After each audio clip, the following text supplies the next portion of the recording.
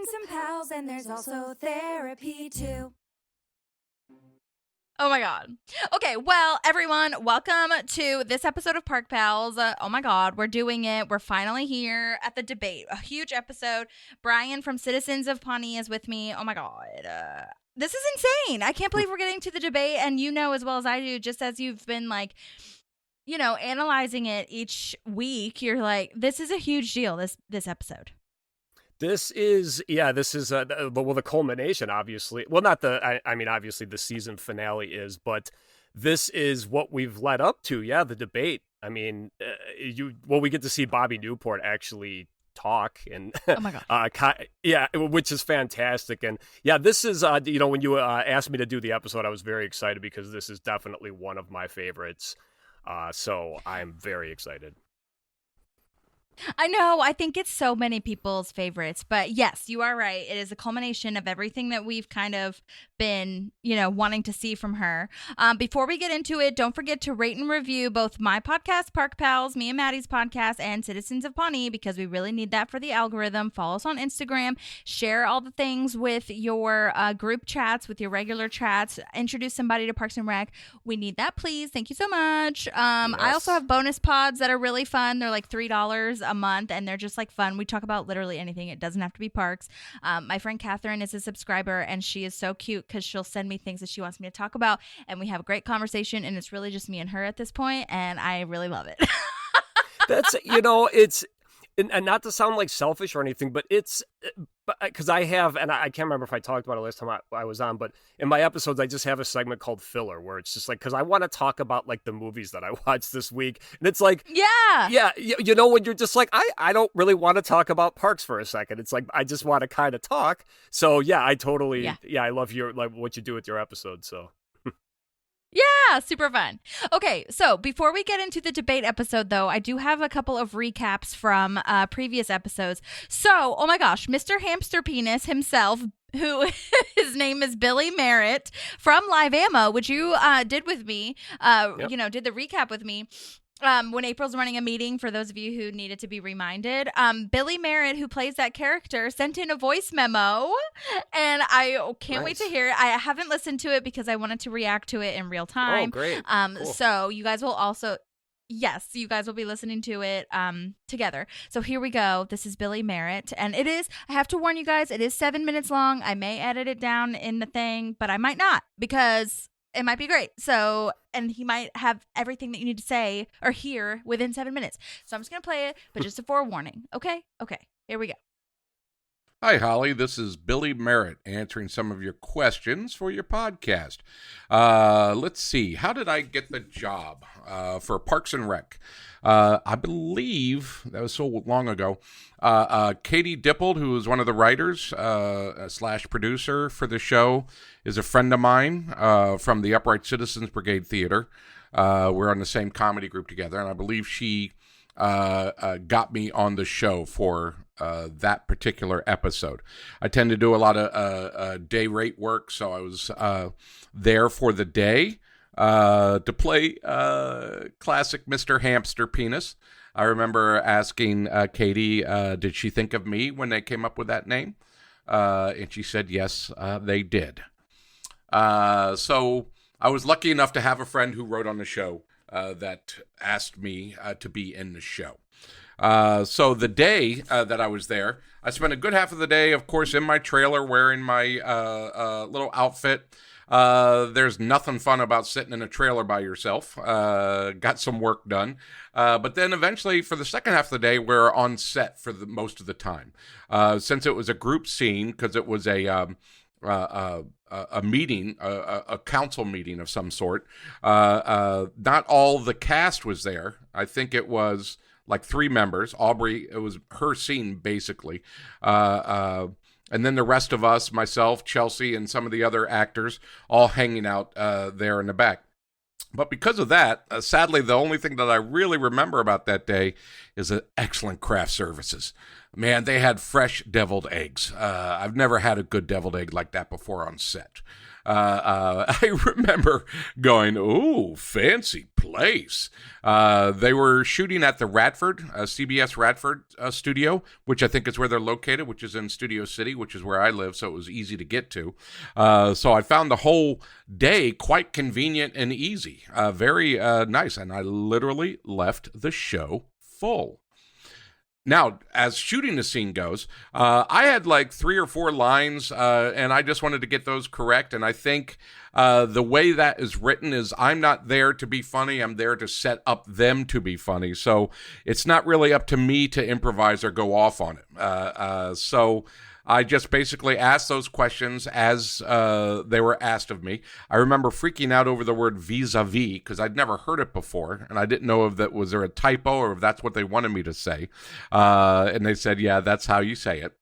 And I believe it was my questions were off of Aubrey Plaza, and she riffed on it. Well, the first time they do the run-through, they do it as on script.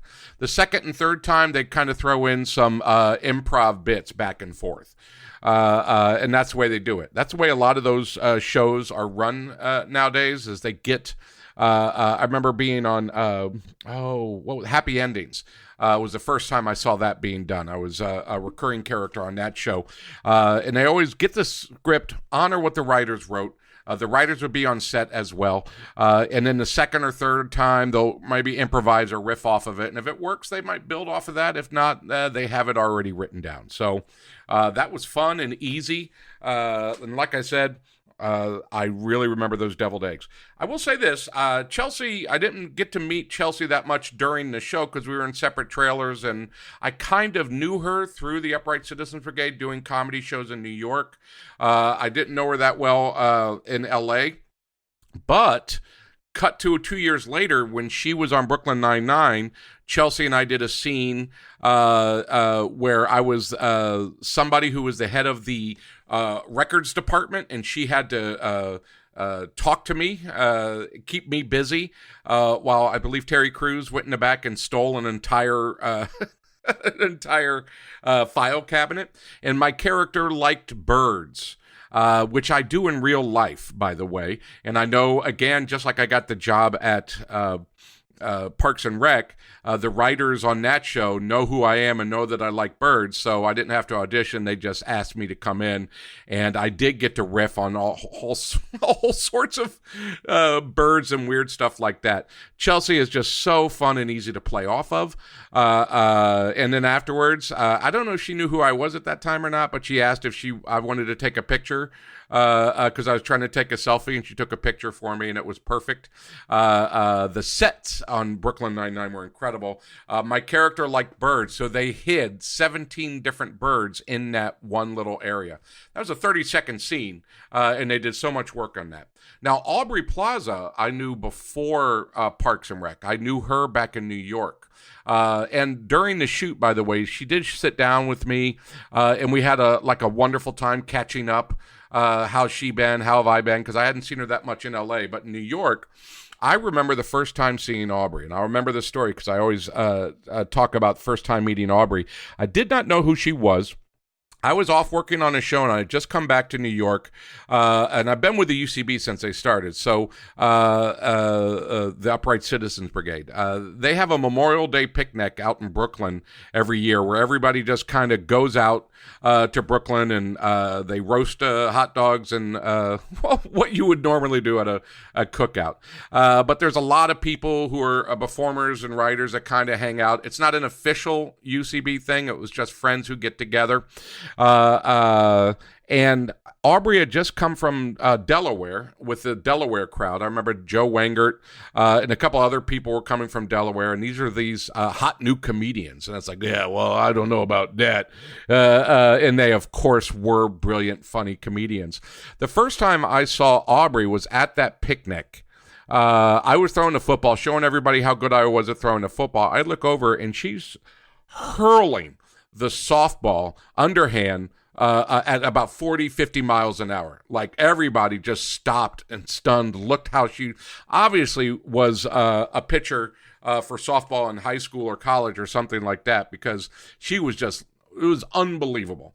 And I do remember at that point in time, this is her first time in LA or in New York. It's her first time in New York. It's her first time seeing her. I see her pitch that softball, and I remember saying, oh, she's going to make it. And she did. I could tell by the way she pitched that softball. So I had a lot to do with her success. That's what I feel. Thanks for asking me to do this. This is a lot of fun. Wonderful to go down memory row. If you have any other questions you want to ask me, please feel free to send it. My name is Billy Merritt. I've got, you can check me out on Facebook and the email under Billy Merritt. I also have a new thing that I'm putting up on TikTok called Chowder Report, where I just basically do reports on specific chowders. I think that's all I got. Thank you. Have a wonderful day. Oh my God, that was so fun, Billy. That was awesome. It was funny when he started talking. Like I had to the voice set in, and it's just like, okay, that guy. Like obviously I remember Hamster Penis, but I had to think for a second. It's just like that, that voice coming from that person. So yeah, very cool. Yeah. Oh my gosh. I was making notes as he was talking. A deviled egg. I love a deviled egg. I bring that to most parties if they require us to bring something. I got the most old ladyest purchase ever with this deviled egg carrier holder thing. Oh my God, it's the best. Nice. So can definitely relate to that. And I don't think I remember seeing him in Brooklyn Nine-Nine, but I also wasn't, as Maddie watches it more than I do. But so I should definitely go back and watch that and look out for him. Also, you could probably, speak to this more, but did he have a Chicago accent? I feel like he had the Bears vibes. Yeah, you know what? Maybe thinking back on it, because I mean, when I hear it, obviously it doesn't stand out to me, but yeah, it did sound very, familiar, I guess. I like too what he was talking about. Aubrey throwing the baseball. Remember in the episode, the summer catalog one, when she tells Andy she used to play baseball because she whips the ball at him, and he's like, geez, he catches it in defense basically. So that was pretty cool. Wow. I didn't remember that. I'm glad that you brought it up. That's hilarious. And yeah, as far as Brooklyn Nine-Nine, sorry. I was just going to say, I was just going to say, I'll have to post this chowder report, too. Yeah, about chowder. I love it. Go ahead. What was I going to say? I don't remember. Brooklyn Nine-Nine. Let's move on. I was going to say. You were talking about Brooklyn Nine-Nine. Yeah, same thing. I believe I watched just only one time through, though, up until I didn't finish it, so... Yeah, I love, though, how he said just when he was describing it, though, Terry Crews's character just, taking the whole file cabinet instead of just, because he's huge, so just, lifting that up as the joke. So, but no, I don't remember specifically that episode, but that's awesome working with them again. Yeah, amazing. Oh, my God. Okay, I just also remembered while he was playing that I left my oven on, so let me go turn that off really fast. No problem. Sorry, 1 second. You got it. While I have you here... I apologize for the dog barking in the background. It's Lucy. She's upstairs. She's a nut.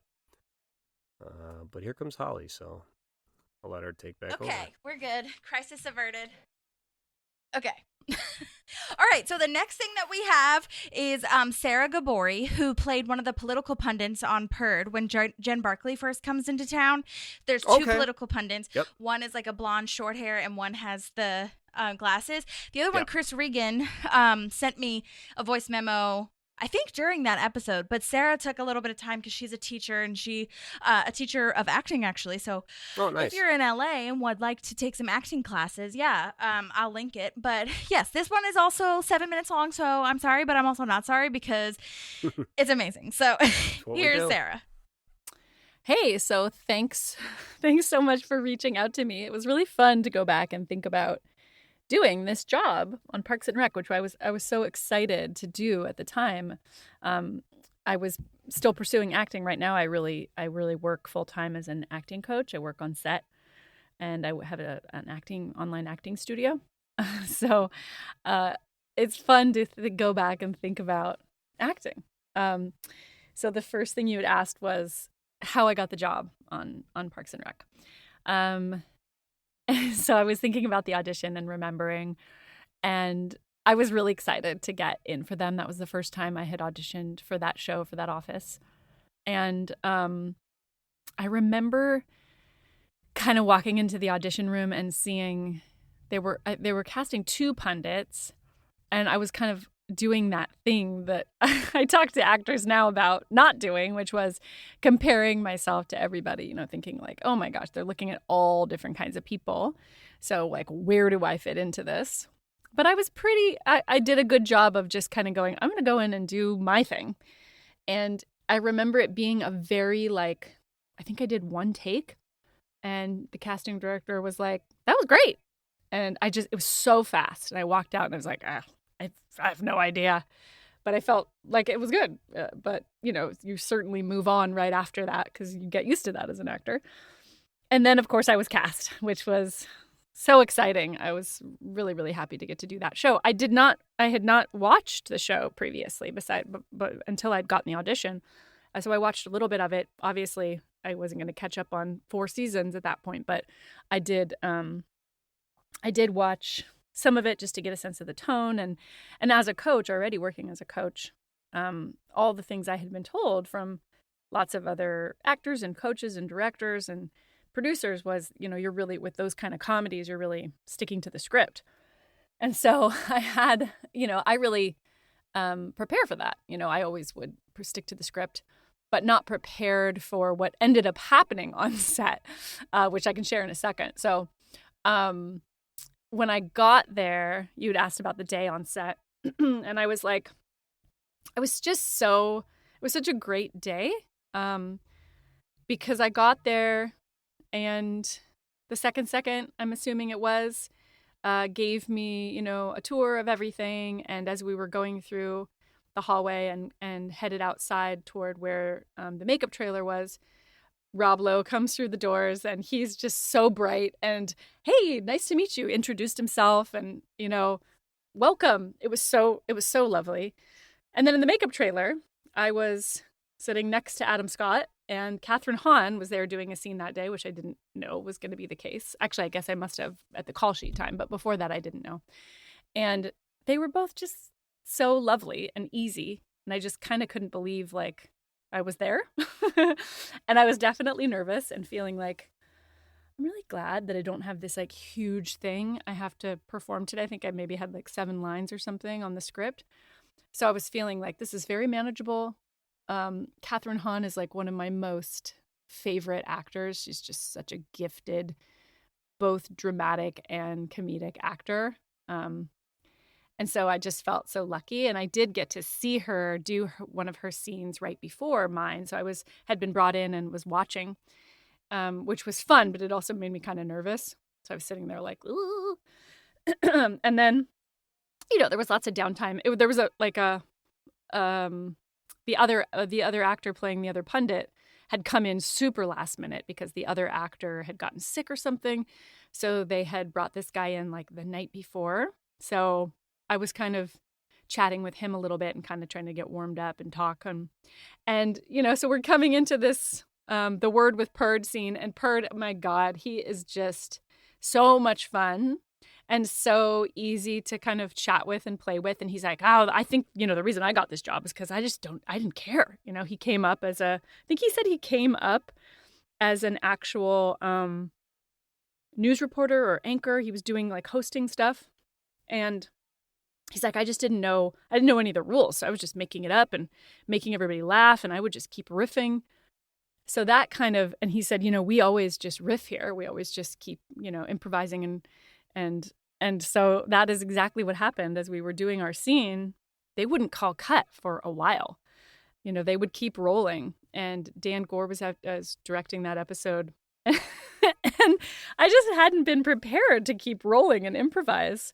Because I didn't know that was something that they did. And then I felt kind of silly for not thinking about that as a scenario. Luckily, I mean, I was totally fine and was able to really play. But I remember thinking, like, do I know enough about the circumstances of the world and all these characters to kind of keep riffing? But we did. And I don't think actually any of our improvs actually made it in. We kind of stuck to what was on the page. But it was so fun to get to watch everybody work. You always learn so much being on set. It was very warm. It was very welcoming. I do remember also thinking like, maybe I get to come back. I do know Jim O'Hare separately. And he'd said, these are the kind of roles that sometimes come back. You never know. So I did kind of have that in my head, like maybe I'd get to come back as a pundit in another episode, which I never did, but that would have been fun. Any other stories that to share? I feel like that's mostly it. I feel like it went really smoothly. It was really fun.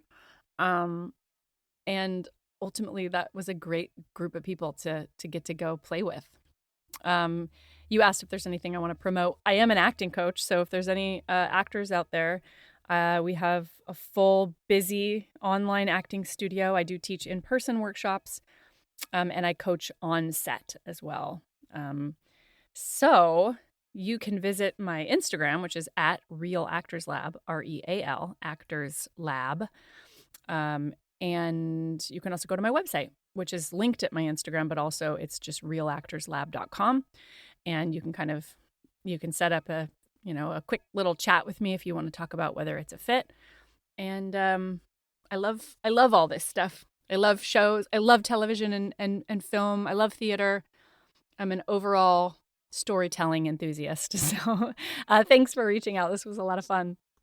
Yay, that was so great. Yeah, no, that was awesome. Like right away when you said who it was, I was just like, yep, I know, yeah, because she's actually, it's nice because she's one of the citizens who actually doesn't like Bobby Newport, because she's like, yeah, Bobby's off doing whatever, and the guy too. So it's kind of nice, like seeing intelligent people in Pawnee.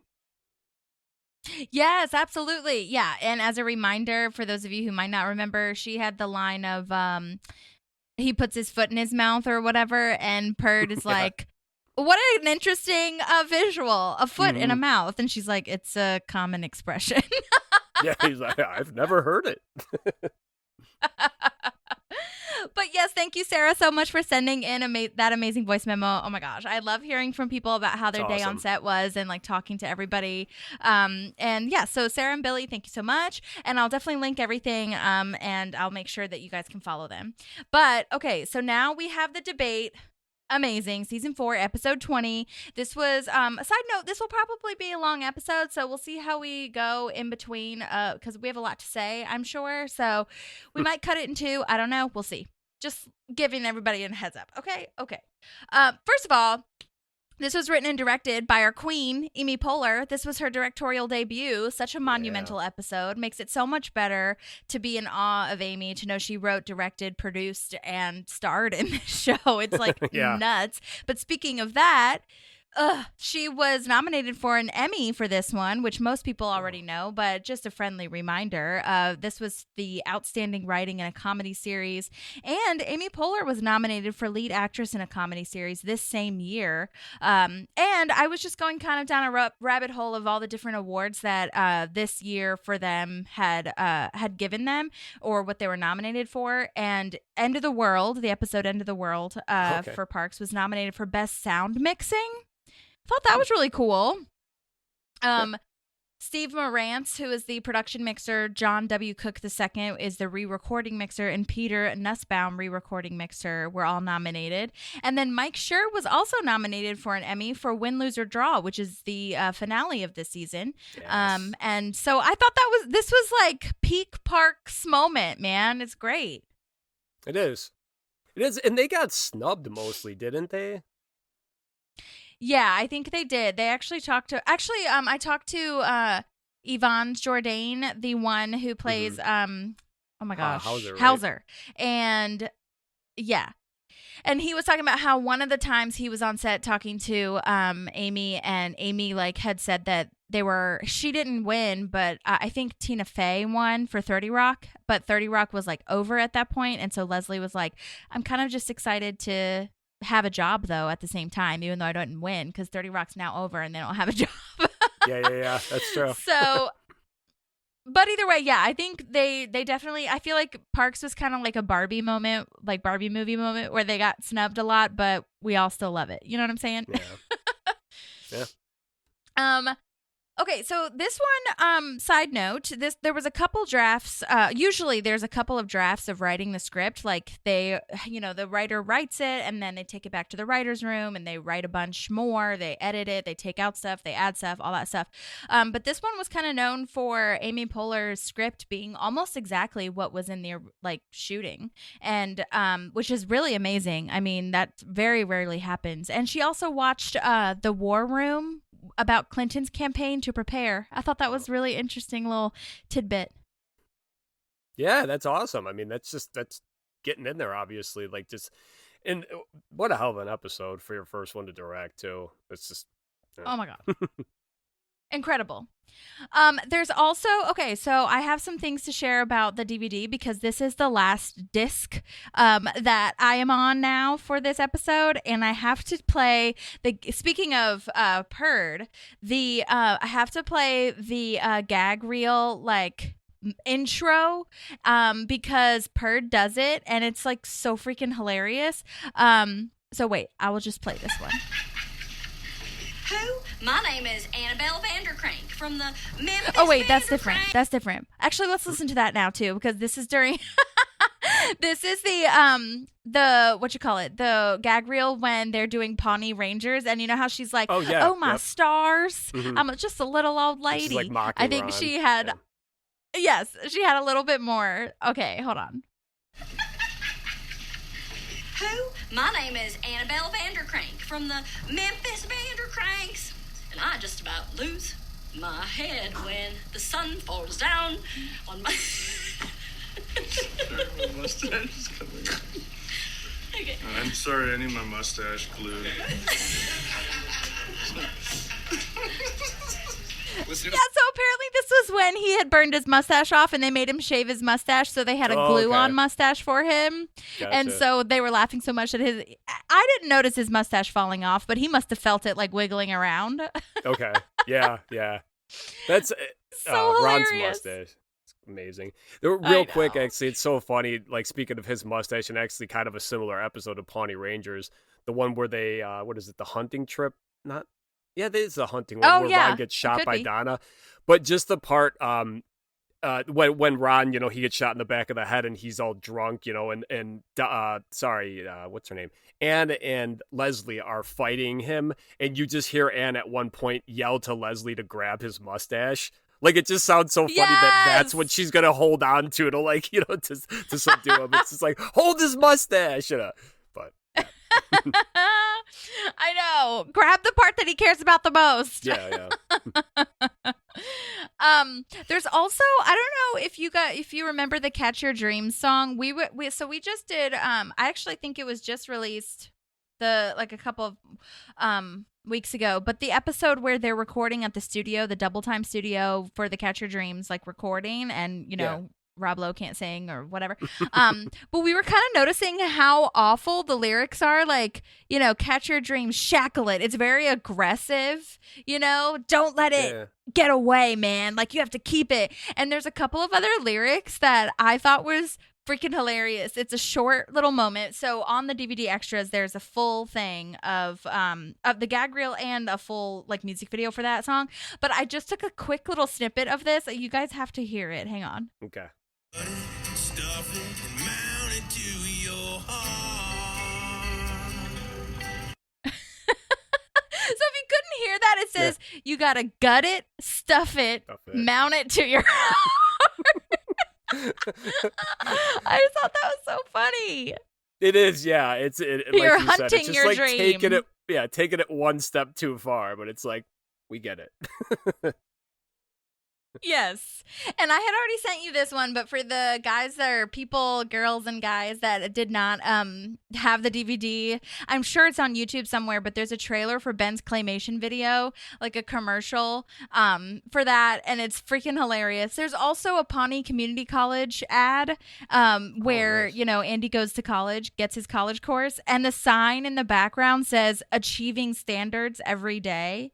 And it's just so freaking hilarious. Again, it's just the writers, because what standards? You're just achieving some standard. Achieving standards.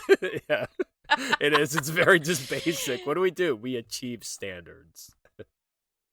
Exactly. There's also a whole compilation of Ron canoeing. He's cutting wood. He made a bobblehead out of Ron. Like there's like a massive chunk of wood. It's like the bottom half tree trunk, and they literally have like a 7-minute video of him just cutting wood in his wood shop. Oh, wow. And I was like, why did you add this to the DVD extras? But it's great, and I would have watched it for longer because I'm such a nerd about that. But he's narrating a lot of the videos, which I think is freaking amazing as well. And then I also have to tell you, again, I'm just sharing the information that I saw on the DVDs that you guys might not have. I'm basically doing a book report, so you don't have to read the book.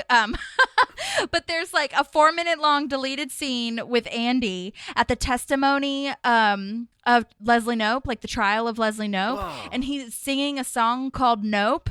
And I don't know if this was all improvised or if this was scripted and they just cut it. I think it would be improvised because, from everything I've heard from Pratt, he's just like, they let him go. They keep the cameras rolling. He just does what he does. And so I would bet that that's improvised, but it's literally 4 whole minutes of him just talking about Leslie and saying like, crazy things like that she's good. And yeah, Ben hit that, but like, it was fine. That's so funny too, actually. That's the episode I'm covering this week. So I was watching that earlier today.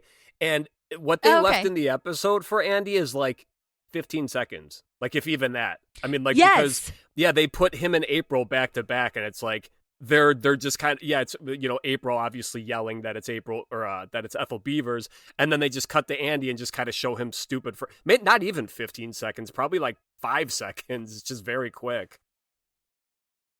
Yeah, because it's more of like a montage, I feel, than like putting out little pieces of each person's testimony. So that was really interesting to see in the DVD. And then the other thing was that they had a voice promo when the Voice was new, like the TV show The Voice. And Ron has a voice like red chair that turns around. For those of you who are familiar with The Voice, it turns around, and it was so hilarious because it really reminded me of the remote that Leslie gets Ron to shut his doors.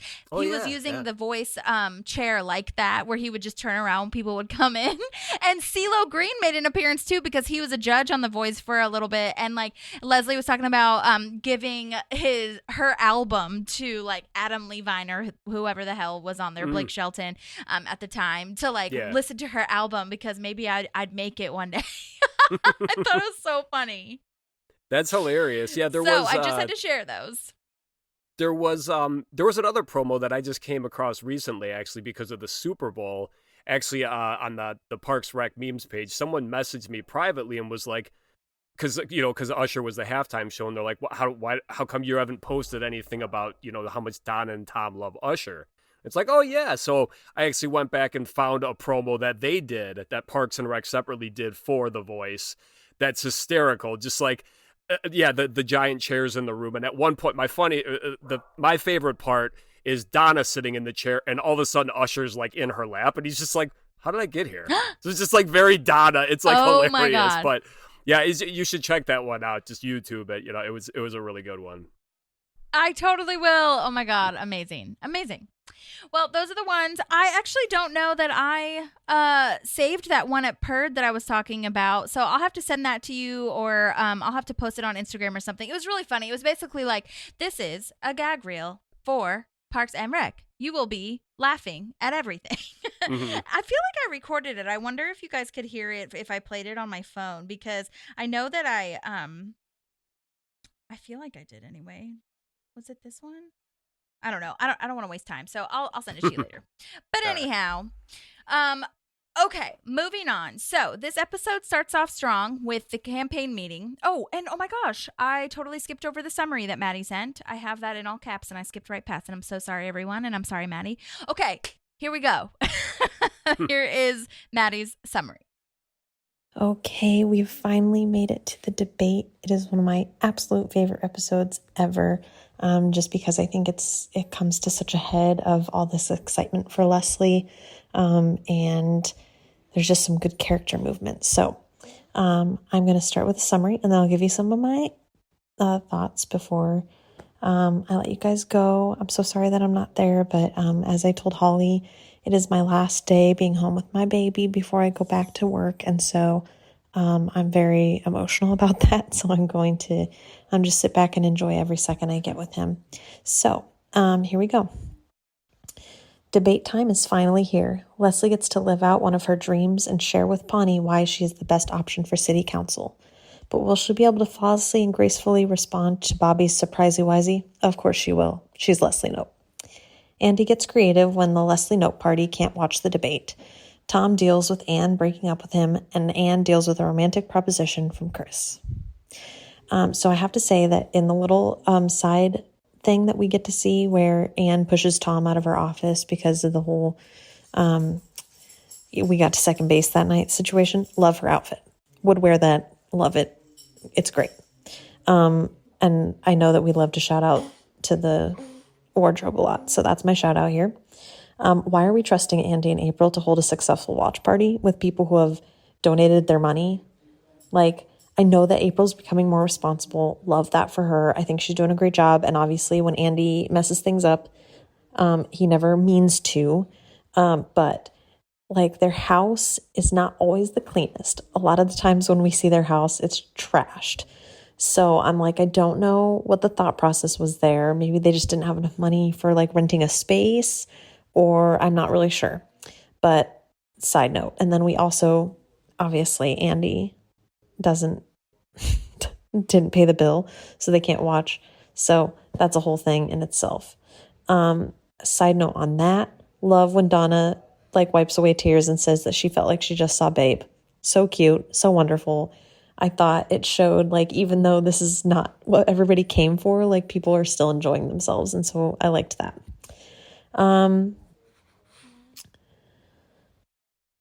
Okay, I felt like it was really strong with Leslie going in with negative towards Bobby right away, and I don't know how you feel about it, but I felt like it was kind of against what her whole, like, don't go negative thing was a couple episodes ago, but I also understand that she wants to come out and, like, say how she's different from Bobby, and I don't know if it's just the way it's delivered, but it comes off pretty strong. I don't disagree with what she's saying. She's 100% correct, but it does line her up, obviously, for some backlash. Montana's here to sing our wonderful national anthem, and I'm sure Holly will remind you all that we had a interview with her, and she's wonderful and beautiful and amazing. And if you have not listened to that interview, please go back and listen to it because it's wonderful. Tom and Anne, I'm so happy. Oh no. Sorry guys. I'm so happy that we're over that. The whole Tom and Anne thing. So happy. And I'm glad that she stands her ground. She doesn't get back together with him at the end of it. And I'm glad she stands her ground with Chris, because although they do end up together, I don't think this is the right time. And he seems to come to that realization really quickly. It's not like, oh, I still have feelings for her. It's like, oh, and we're such a good team here, we should be a team in real life situation. So I'm glad that Anne stands her ground, and she really is like, no, I just need to be with me right now. And I think that's the best call for her. How proud Ben is of Leslie when she pulls out that closing statement. I just love that. Love that, love that, love that.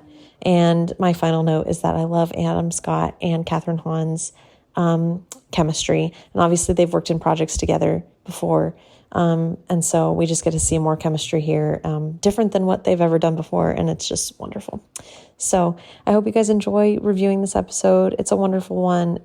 Such a huge high point in the season. So I love all of you, and I will talk to you very, very soon. Yay. Oh my gosh. So cute. And second time that Killian, her baby, has been on the podcast. So that's great. But yes, awesome. All those notes, I have notes on those exact things too. So I can't wait to talk about it. Yep. It's crazy, actually. Just like, yeah, what you just said. I mean, like, most specifically the thing, and we'll get to it, but yeah, with Chris, how exactly what she said. I thought the same thing, how Chris is just like, we should be together.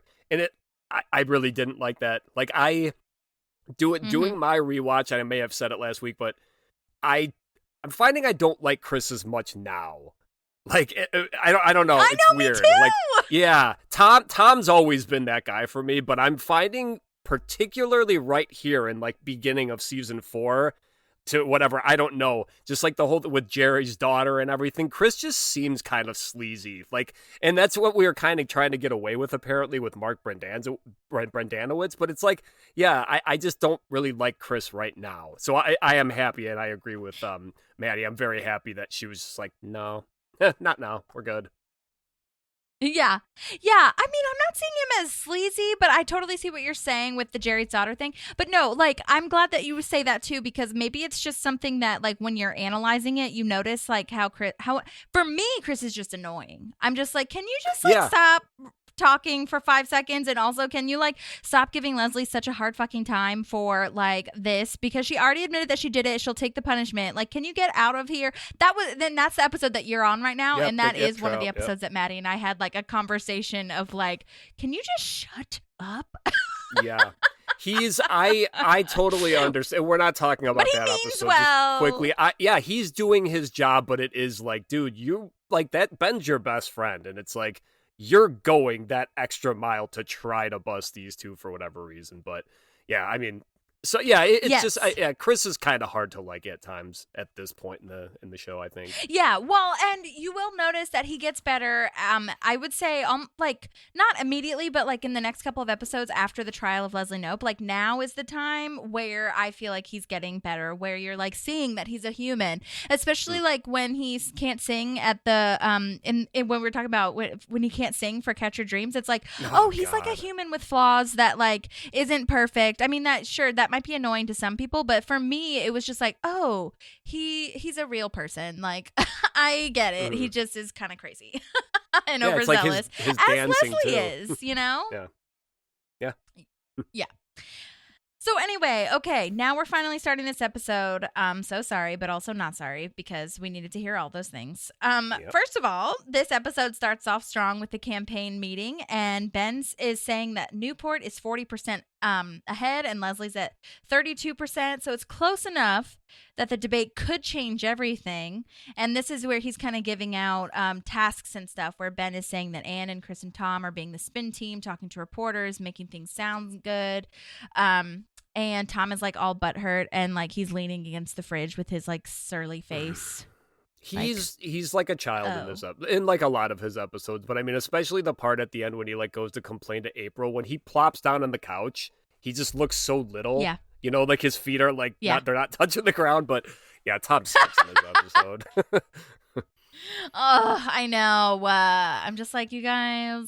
I was kind of on board. This is kind of going off of what we were just talking about with Chris, where I was weirdly on board with Chris's spin of the house burning down and losing money in the stock market. Fire's cleansing. True wealth is the mark of the friends in your life. And I was like, yeah, Chris, that's true. It's Chris. If anyone had to tell me I had cancer, I would want it to be me. And like what I love about that scene very quickly, like Chris and Ann, their chemistry, just in that scene, like when Chris says that, the way Ann reacts, kind of like, can you believe me? Yeah. And that it's just it's awesome. Yeah. And the way that I love it. I almost like that Chris, when he answers Tom's question, he almost, at least I feel this way, because again, I can't stand Tom. It's almost like Chris is looking at him like, what else you got? You know? But there's also this like sincere genuineness to what Chris is answering. He's more, you know what I mean? He's like, let me think about this. Okay, well, you know, and that's really wonderful.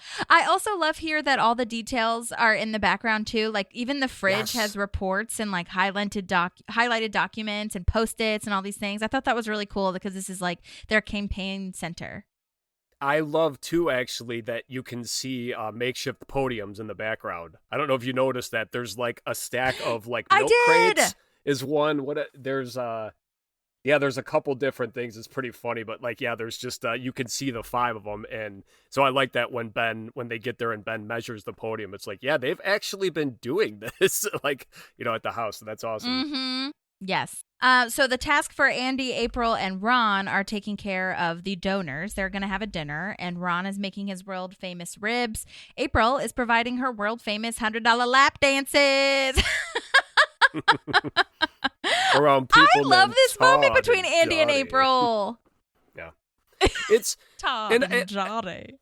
I just like this is a great scene with April and Andy, and I think in this episode, not particularly, but I did notice, and again I keep jumping ahead, sorry, but when Andy's doing this stupid stuff to like Leslie's donors, these people actually donating money, April's just looking up lovingly at her husband. Like, I don't care how stupid he is right now. Like, I don't care. I love this guy. So she's just like, yeah, I'll go along, and it's just like, whatever. I know, it's so cute, especially when he screams the "yah" at the end right before they cut it off. He April holds her ears, but she's also laughing, and I think it's so cute. I do wonder if that was an improv that Pratt did that. Probably. It seems, like the way that they cut it off, it was probably just like maybe that was their way of telling him to. It's just like, stop, we're good. It was supposed to be a short one, but I do love scenes that end like abruptly like that in the middle of like a yell or something. So I like that. Totally, and Pratt's so famous for them. Like when he throws up on Kyle's shoes, or like the Pepto-Bismol, like all this stuff. He goes to when he's on his rollerblades too, he's like, I never fall, and then he sits down on the chair and falls off of it. Yes! He's oh my God. Yeah, you're right. A lot of his physical comedy end scenes. Right, exactly. Oh my God. And I do think that it's wonderful here. We're seeing it, we talked about it so much, but seeing Ben's kind of leadership is really lovely. Giving everybody tasks, making sure that he's the leader and the manager kind of is really lovely to see. So I thought that was worth pointing out. Yep.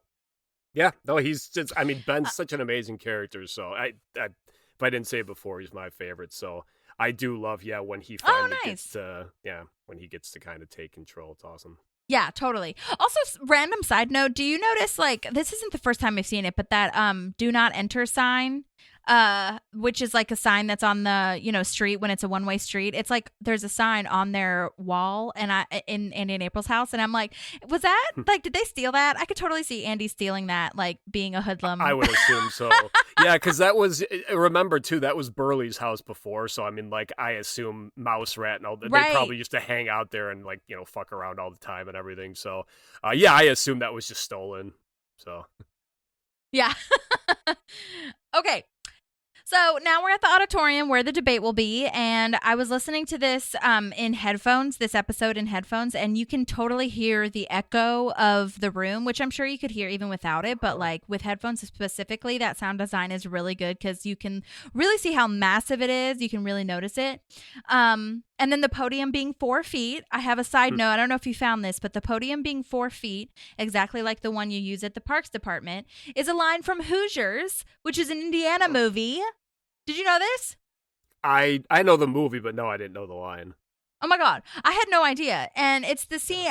So I watched it. I looked it up on YouTube, and it's literally set up exactly like it is in the episode. So if you're not familiar with the movie, it's about a little high school that goes to play the championship, and they walk into the gym where the game is going to be played right before game day. And they're all walking around in awe, like getting the sense of how big it looks, intimidating. Like the coach measures all the areas. And it's just like this really huge deal, just like Leslie's going into the auditorium, like, oh my God, do I have what it takes kind of thing.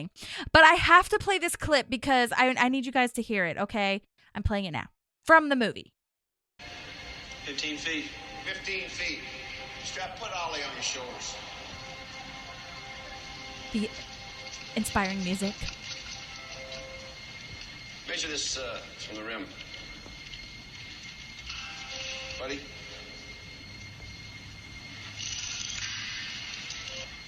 How far?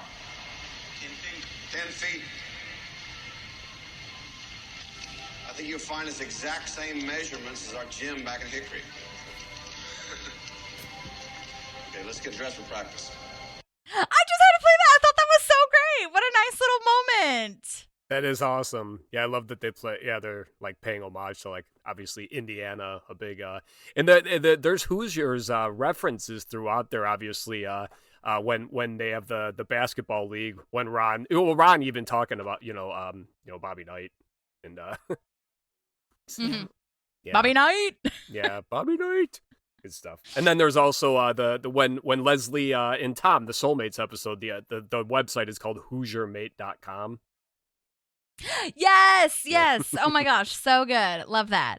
That clip I know is a lot of like, if you're not seeing it visually, it's hard because there's some pauses, but I just love that music in there. And basically, so one, he's like, put him on your shoulders, and it's like they're measuring the rim to the bottom, and they have to obviously be on each other's shoulders. So just to explain that.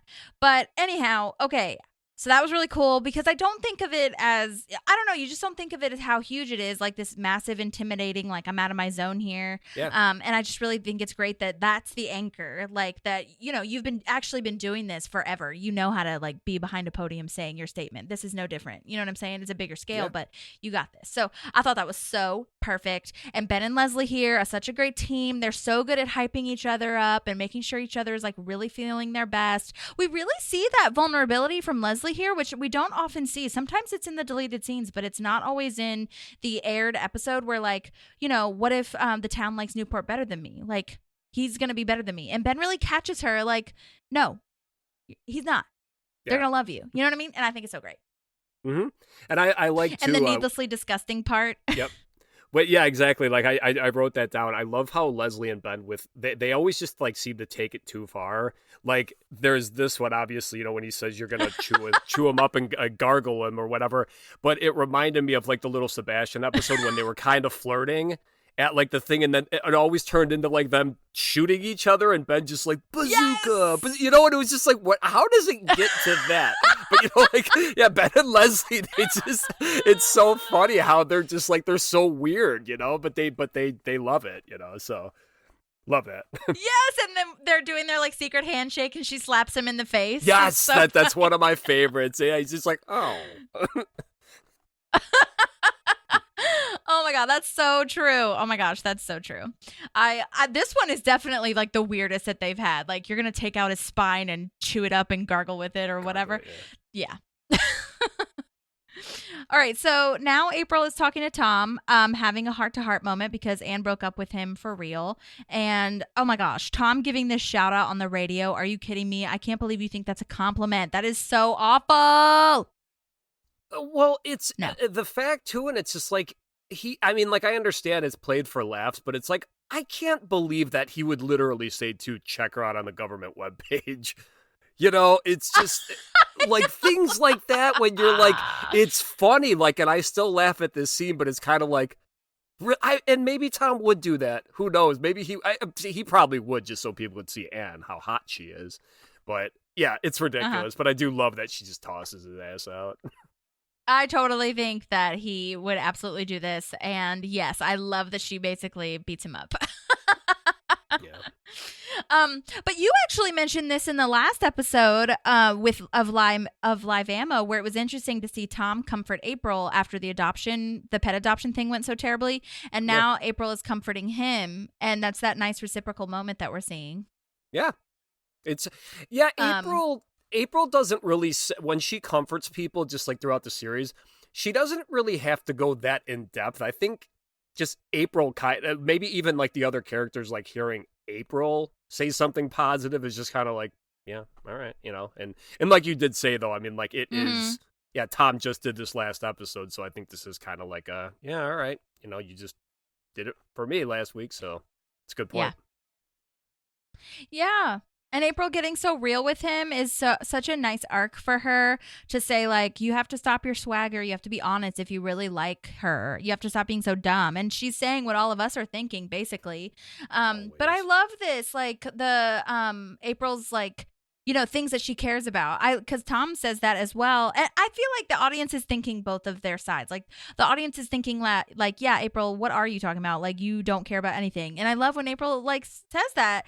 Yes, I do. I care about Andy and Champion. I want Leslie to win. And I like sleeping. So I think that's so lovely because I don't think that she cared about anything before, you know? So now we're seeing her growth.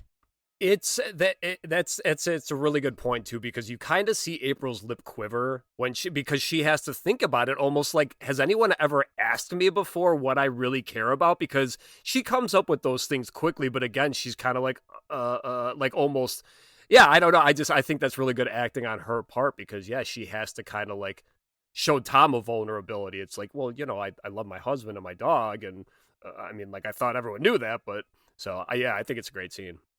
Yeah, totally. Such a sweet moment. And then we have a not so sweet moment where Ben comes up with a hypothetical situation where Leslie farted and threw up simultaneously. I was wondering, like, do we think that was actually hypothetical? Now that I'm analyzing it, I'm like, that probably actually happened. There's a chance and Ben's that like, this happened. is hypothetical. This didn't actually happen. Yeah, he's like, okay. So, thinking in his head is like, well, they weren't able to solve that when it happened to me. So, Chris, how would you solve this? And just the fact that Chris uses the word methane, like, that cracks me up every time. It's just incredible. Yeah, spin team. It's so good. Spin team.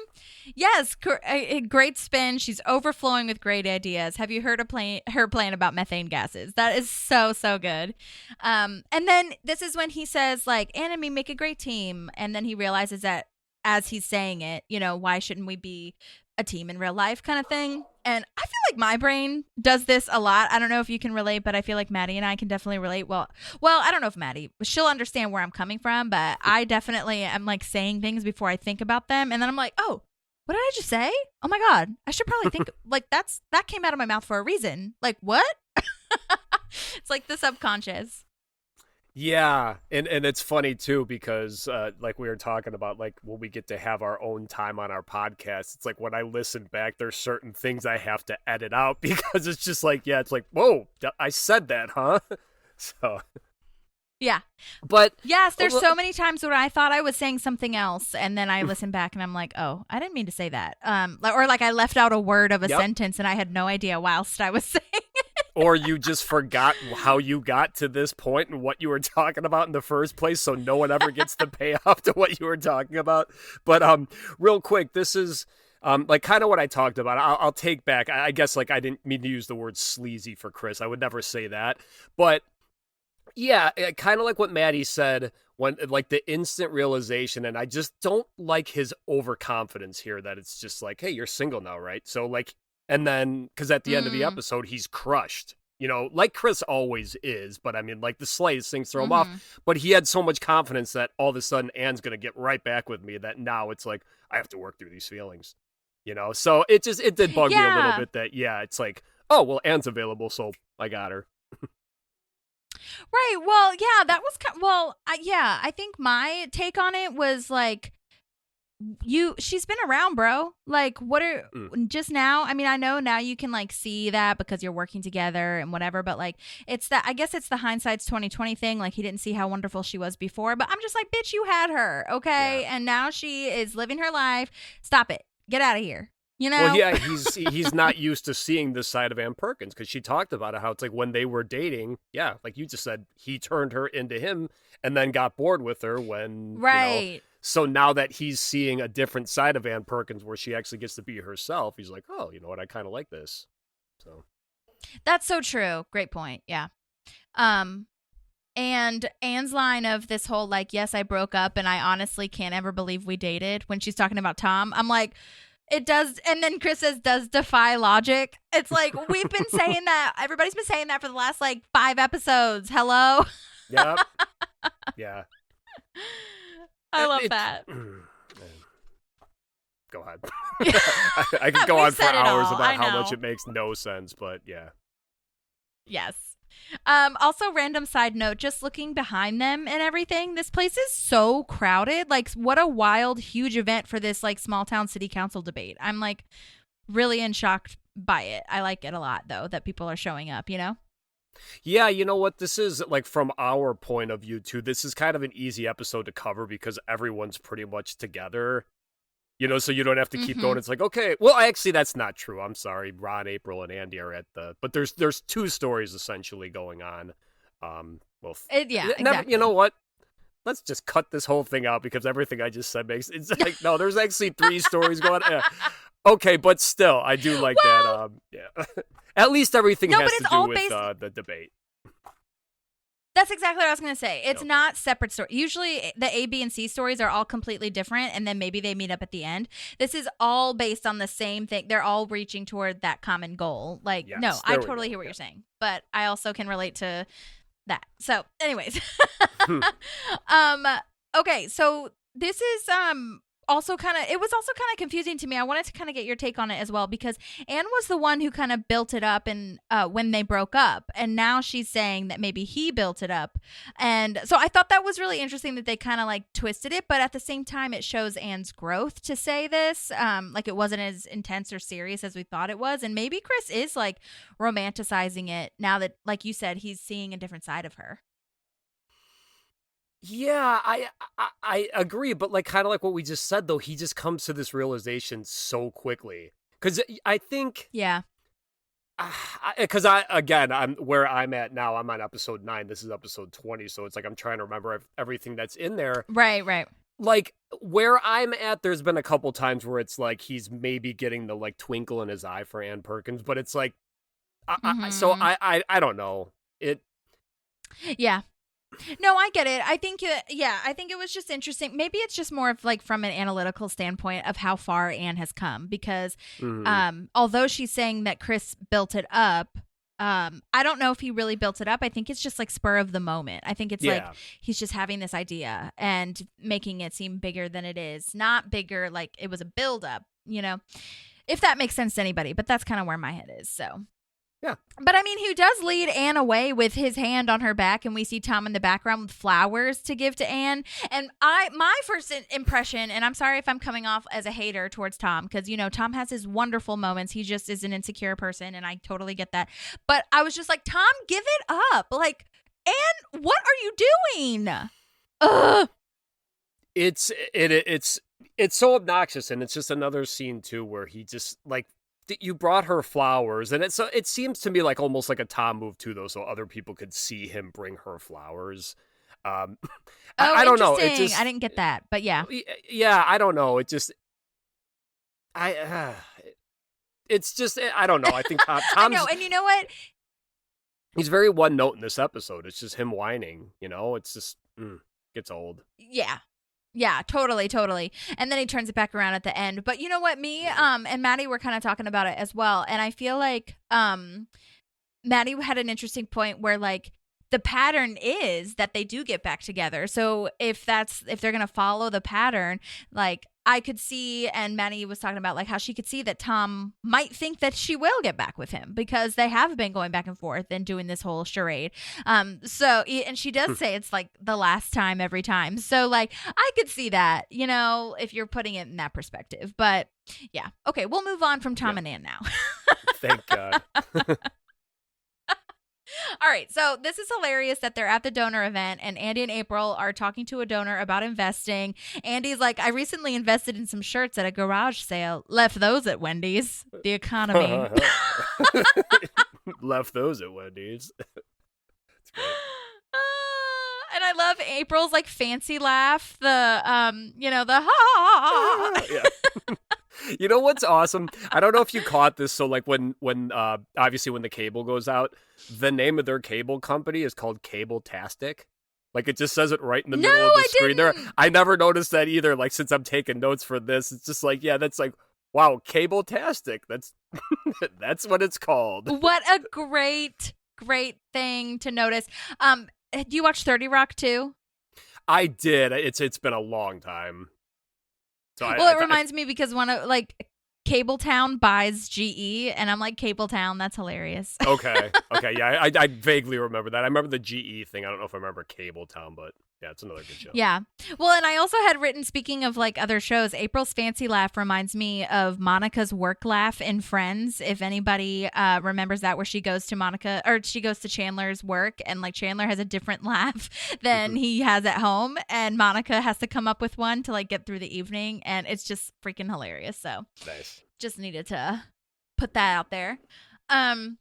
And then the lady who is having this chat with them, her name is Liz Benoit in real life. She is the actor who plays this investor, and she has been in Brooklyn Nine-Nine, so she's in the Sherverse, and she's also been in The Conners most recently, which is the Roseanne spinoff reboot thing.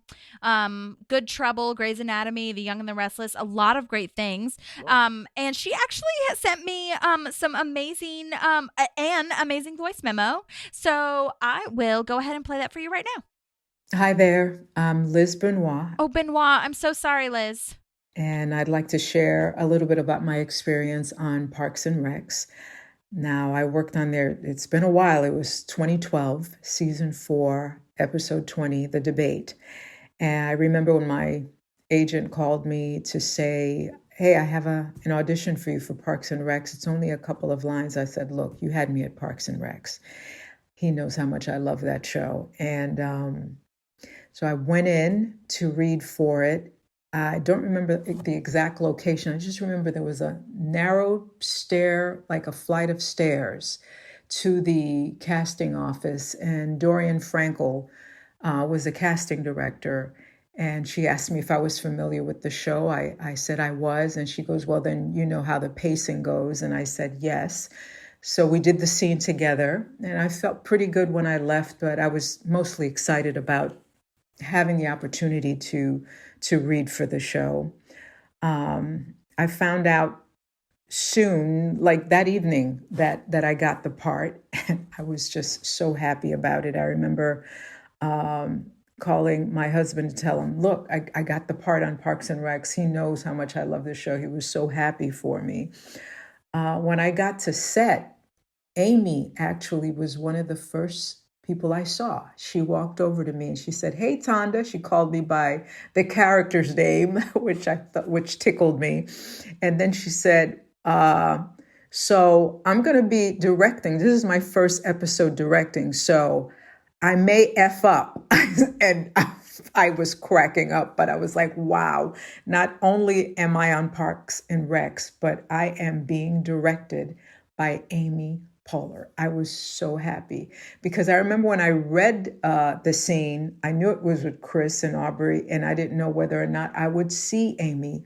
But not only am I seeing her, she is directing this episode. Unbelievable. Chris and Aubrey, I have such fond memories of the two of them. And am I surprised that they're big stars now? No, not at all.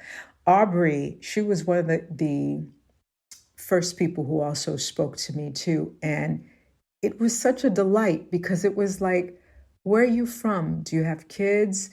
How long have you been here? What are you working on? Do you have any, like, she was asking me about myself and it was genuine. I just remember saying, wow, what a ray of sunshine.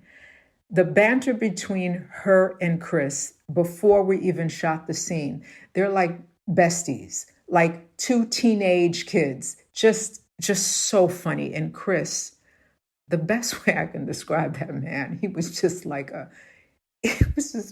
pretty much like a big kid. He was like a teenage boy, just the energy, like so much energy. The scene, so much improvisation. Amy, that's how she likes it. Everyone just comes to play. It's like having a play date with all your best friends. It was so much fun. I remember doing the scene maybe 4 or 5 times, and it took everything, every ounce of me not to just bust out laughing. I'm supposed to be serious, but Chris and Aubrey, those two, oh my goodness. And every time we did it, it was different. I don't know how we got through this without me laughing. It took everything not to start laughing. I got a chance to meet Nick too. Again, serious man. Look at him. He looks so serious, but the quick wit, just so quick. I was just watching these people do what they do best. And I was just enjoying every bit of it. I met Retta in the makeup trailer. I told her how I love her work because she is quite the thespian, that one. There was a scene where she saying something very touching and a tear just comes down her cheek. We did that 3 times and a tear came down her cheek. Every single time. It's like on command. The woman can cry on command. Amazing. I spoke to a lot of the background performers who have been with the show from the jump, and they all say the same thing. There's nothing like coming to work here every day. they're just happy. They're happy and they're in character. And those characters are so important for the show. If you're a fan of the show and you watch the show, you know that these background performers are very important. And, you know, Parks and Recs was on my bucket list. Seth MacFarlane is definitely on my bucket list. I hope to work with him one day. I know that Dorian Frankel is doing the casting for Curb Your Enthusiasm. That's another show I would have loved to work on. And I know this is their last season, so there may still be hope. I just love being around laughter. I mean, most of the parts I get, they're pretty serious. I'm a cop, I'm a doctor, lawyer, judge. I get those parts a lot. Always very serious parts, but there's nothing like being on a comedy set. Just worked with Laurie Metcalf, who was also on my bucket list, on The Connors. She's another one. Every time she did the scene, she brought something completely new to it. I am in awe of people who can do that. And Chris and Aubrey, again, it's like, you know, these two, they're going to be stars. They are going to be stars. There is a scene where Chris is telling a story and he kicks the TV set. That scene we must have done 5-6 times. He did it different every single time. And I kid you not, every single time it got funnier and funnier and funnier. As a matter of fact, I think if you, in that particular episode, you see me laughing. I'm not acting. I am dying. It's just so funny when he does this. Those two, like I said, Aubrey, you knew it. You just know it. They had it. Chris, you just know it. I was surrounded by greatness. And that's a memory I'll never forget. It wasn't a big part, but it gave me big laughter, big joy, big inspiration on being able to watch these amazing comedic actors do what they do. You can't pay for that. I mean, it's just brilliant. Anyway, that's all I got. Right now, actually, I'm working on a movie. I'm a detective, and I'm going out on auditions. And yeah. Thank you for the opportunity to share this with you. It was my pleasure to do so because it was truly a wonderful, wonderful experience. All right. Bye. Oh my God, that was incredible. She had one line. Like, it wasn't even a full line. It was just like, do you do a lot of investing or whatever? Yeah. And that is such amazing background stuff. You know, I didn't even think, I mean, I kind of thought about this, but I'm so glad that she brought up that she was in those scenes all the time with Andy doing his thing. And Retta, Jim O'Hare actually said that as well, that Retta can cry on command. Mm-hmm. And that's a whole situation. Oh my God, but Amy Poehler coming up to you and being like so casual of like, I might F up, just heads up. Just so that is amazing. That's, I mean, like her obviously already being, you know, I mean, if you watch the show and you know that the show she's the main character, so you know she's kind of running the show, but then also it's like, oh my God, she's literally the director for this one too. So yeah, and then just come up and like, yeah, to make a joke like that, that's incredible. But it goes along with everything you always hear about this being such a great set. Yeah, and that's also something that they say about Pratt in this one. I mean, he always improvises, but where did I hear this? It might have been on Jim O'Hare's podcast, but or maybe it was on Wikipedia, whatever. Anyway, basically, I think Amy Poehler had the idea that, you know, Andy would act out a scene from something, but it was actually Pratt that came up with Roadhouse because she was like, what would Andy do? Like, what movie would he do? And Pratt was like, Roadhouse, duh. And I thought that was so funny. My favorite part of that is actually when he does like, I think he does is it like a chainsaw noise that he makes? He's like, no, it's a motorcycle actually. Like, it's a motorcycle because it's like and then when he's like tackles the guy. It's such a great. Have you seen Roadhouse? I haven't seen it. I've seen clips of it. Like because it used to be. I think it used to play on like TNT or cable or whatever all the time. Yeah. So the funny thing too, actually, with us doing this is that the Roadhouse remake with Jake Gyllenhaal comes out on Amazon like next week. I mean, obviously, when the people hear this, it'll be a little longer.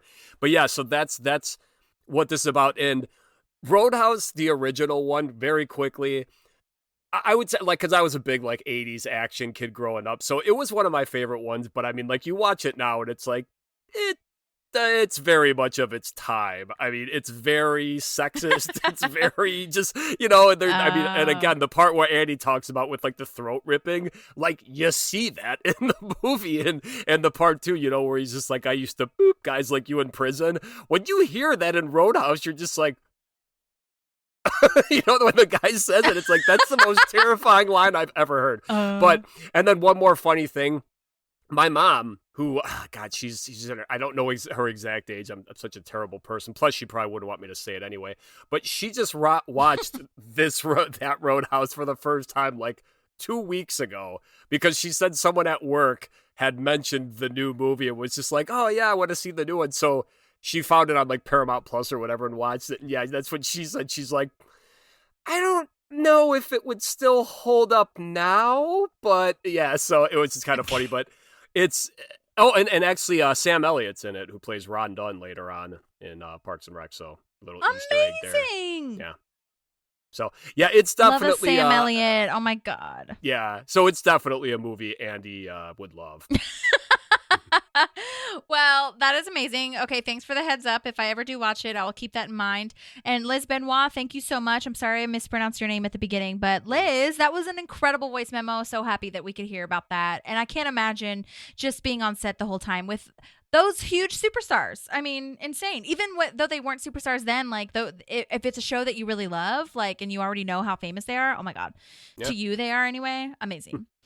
I also love this part of Ron just being Ron, and explaining, you are here because you gave us money. Now you will get ribs and give us more money. And I like how he signs his name at the end of the speech, Ron Swanson. Yeah, it reminds me of the art show one when Leslie makes him go up and give the speech. Oh, yeah. Damn it, woman. Just goes. He's like, yeah, but yeah, I love Ron's speeches are great. Totally. And I also kind of feel like that's a lot of people that donated. Like, there were a lot of people in that room. I was like, oh my God, good for Leslie. That's wonderful. I agree. Totally. Like Maddie said, though, it's like, why are these two?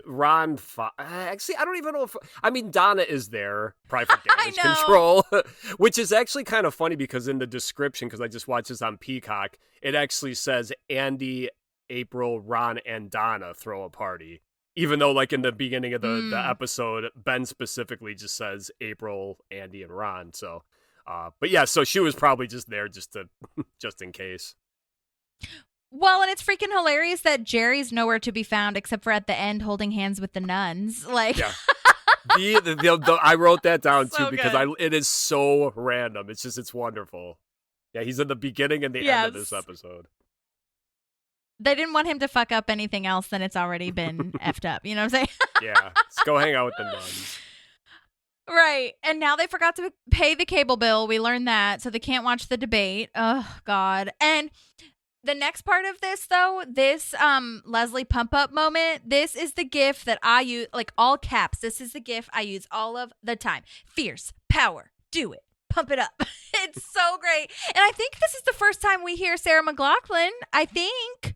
Like, we now associate that with her, but this is the first time I think that she, like, actually has the song playing.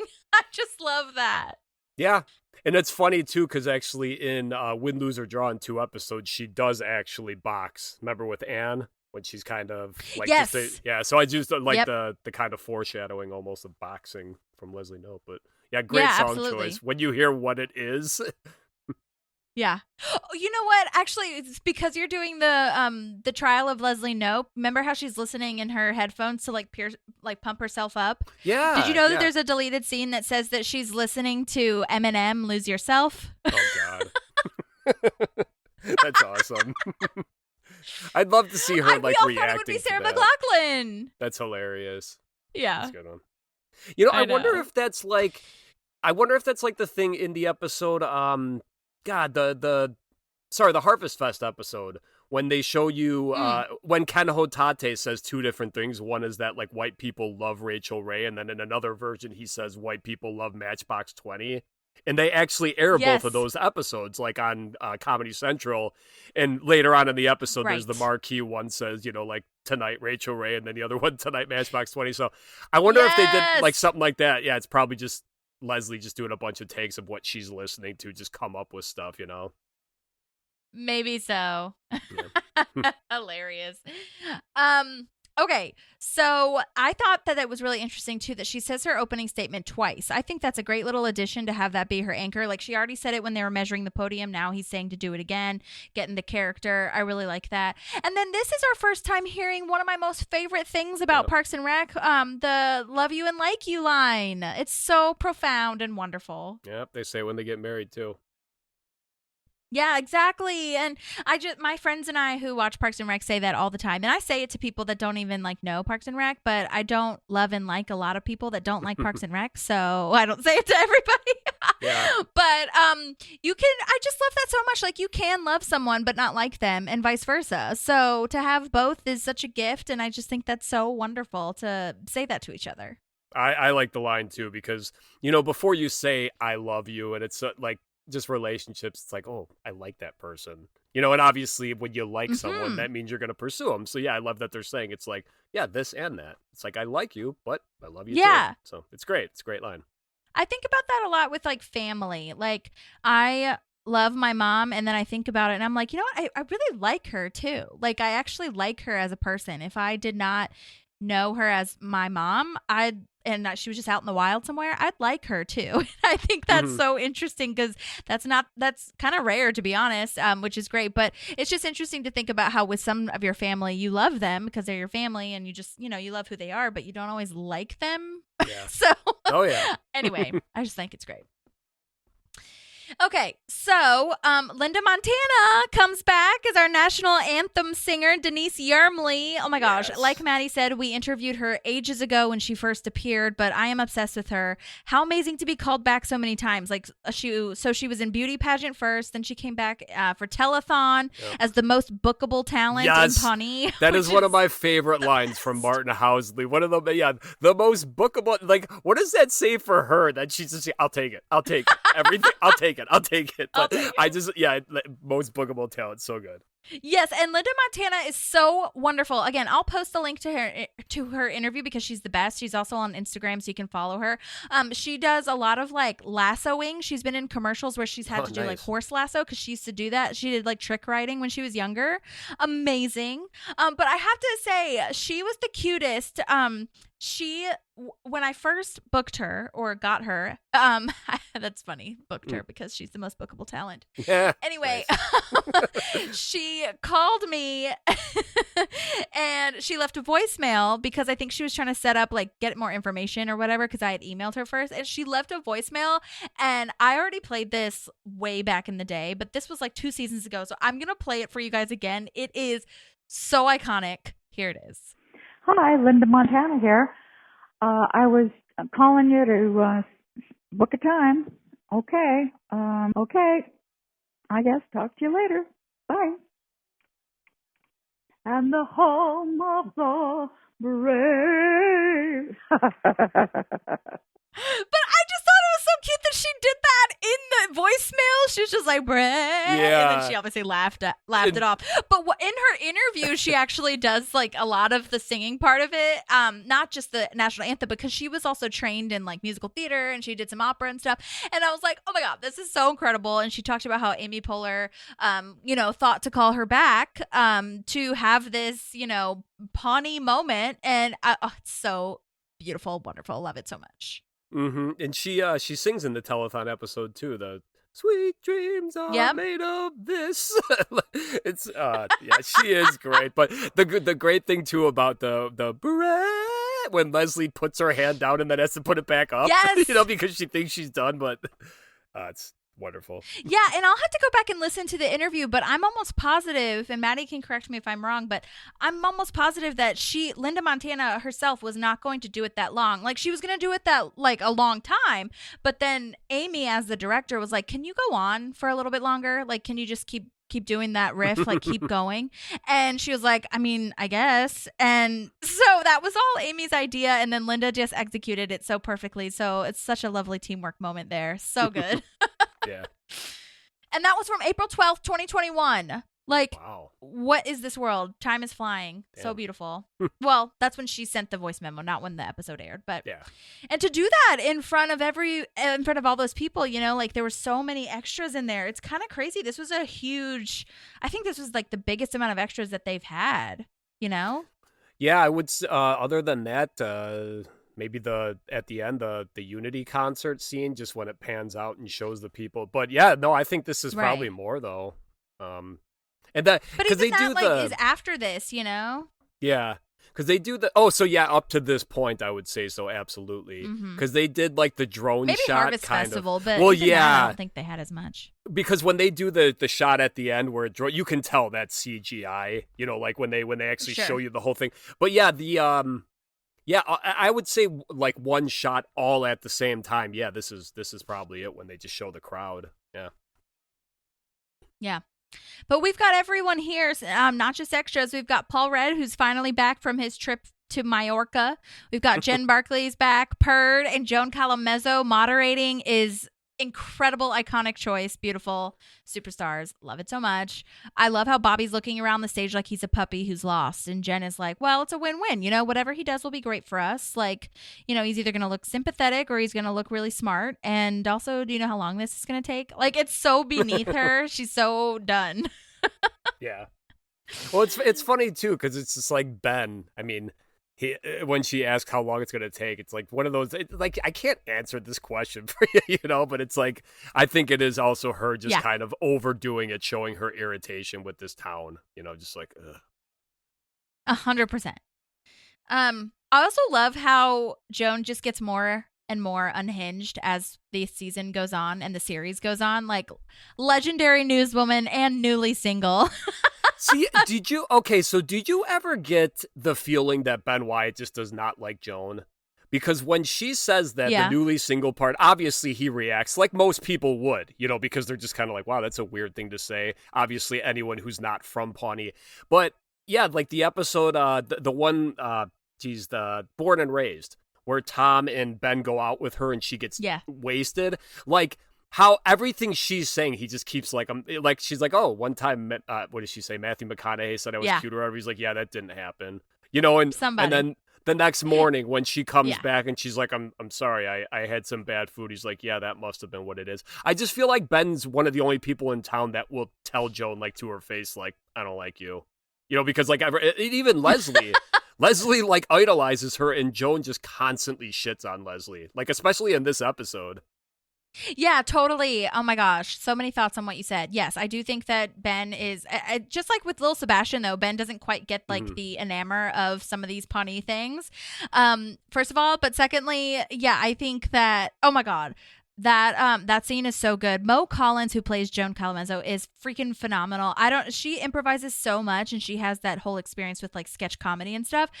So that scene also really reminds me of when that line. This was also on the gag reel. Ben and Tom could not stop laughing at, is she going to go powder her vagina? Yeah. But yes, I don't think Ben is fond of her. And now, especially in this episode, Joan is like really taking shots at Leslie. Like straight up, Leslie, I'm looking at you kind of vibes. Well, yeah, and it kind of, like what Maddie said specifically, and I'm just going to kind of share my thoughts on that Leslie's opening statement, which I do think actually, in this situation, it does come. And yeah, I know what she's trying to do, but you listen to the other ones and everyone else just kind of talks about what they're doing. Leslie specifically calls out Bobby Newport. And I do like, though, that it's almost her way of saying, like, you three are nothing to me. Like, she's not saying that because she's not like a bitchy person like that, but her attacking Bobby is because it's just like, you look at the polling, obviously they're the only two who matter, even though at some point Brandy Max is winning in the episode, the final one. But I just I think she was a little aggressive to start off, and but of course, you know, the way he plays it back, it's just like, oh, well, that was mean. and it just gets the crowd on his side, and it's like, damn it. But yeah, so Joan right off the bat there is telling her, like, looking at you specifically. I mean, like, that one actually is like, I don't think she's picking on her. I mean, like, Leslie literally did just say it.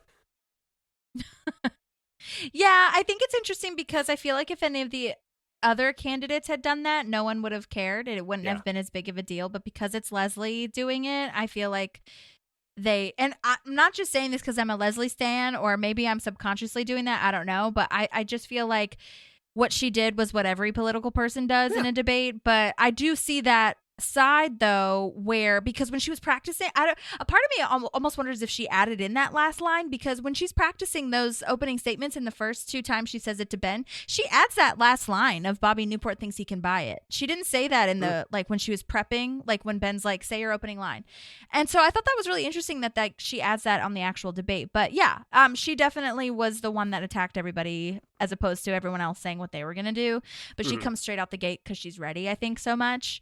But yeah, I hear you.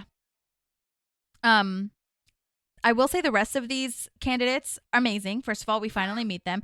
But secondly, they also see kind of on the same vein as Roadhouse. They didn't age incredibly well, especially with the gun violence and porn. Oh my God. Yeah. But they really cover, I think they did a great job. This is the thing that I think Parks does so well, is like doing the actual commentary on how actual political debates and political, campaigns are, and everybody's stances. They really covered the gamut of everybody. You've got Fester, who's the gun guy, and then what's his face? The animal guy. Yeah, he's the animal rights Brandy guy. Max. Yeah, and Brandy Max, like free speech and porn and, everything like that. And, but one, like, real quick, what you're saying about that, like kind of showing the political side here. I love when Fester Trim, like during the montage of them just showing everyone saying things, and he's like, I don't care about that topic, just ask someone else. It's like, like when you hear things like that, it's just like, man, it's like when it hits too close to home. It's just like, Absolutely. I totally wrote that down as well. Like, just ask someone else. That was so good. Mm-hmm. Yeah, Fester Trim is the one who wants assault rifle vending machines, and goodness gracious, people would support that nowadays. Yeah. It's insane, actually. It's gotten so out of control. But I will say, and you guys all know how I feel about guns, so I'm not going to get into that at this moment. But if you want to DM me, we can talk. Okay. I'll just say I don't want to ban guns. I just think there should be background checks. That's all I'm effing saying. People think I want to take away their guns. I don't want to take them away. I just want a background check. I don't understand why that's so hard. Okay, moving on. Fester Trim is played by Brad Leland. And Molly mentioned that this when she was on. She was another co-host. But he's best known for Friday Night Lights as Buddy Garrity, who that was before Parks. I haven't watched Friday Night Lights. Are you a fan? No, I watched one episode. It was the pilot. And my wife and I, when we went to Universal Studios way back before we got married, we got paid to watch that pilot episode, and I hated it so much because it was one of those like survey things. So I never went back to the show. I've heard great things, so I'm sure it's good, but I couldn't stand it. Like, yeah, so that's the only episode. Sure. Well, and the pilots are never the best episodes, so like I totally hear you. I haven't actually watched it. I know Connie Britton was in it because I'm a fan of Nashville, the TV show, and I know she was in it. But other than that, but anyway, back to Brad Leland, though, aka Fester Trim. He is known as, one of the coaches there. I think he's a coach. Whatever. He's a big character on that, and everybody loves him on that show. But he's been in so many things. He was in a movie called Deepwater Horizon. He was in Hancock with Will Smith, weirdly. Love and Death. He was also in The Last of Us. I don't think same episode as Nick Offerman, but he was definitely in that. He was also in Veep, and he runs against Julia Louis-Dreyfus. He plays kind of not a similar character, but yeah, he plays someone that's, on the opposing side again. So that was kind of funny. And then he also was in a movie with Jim O'Heir. Yeah, that position. He was in a movie with Jim O'Heir, aka Jerry, called The Last Whistle in 2019. That was also a sports movie, so I guess he has a very good sports character persona.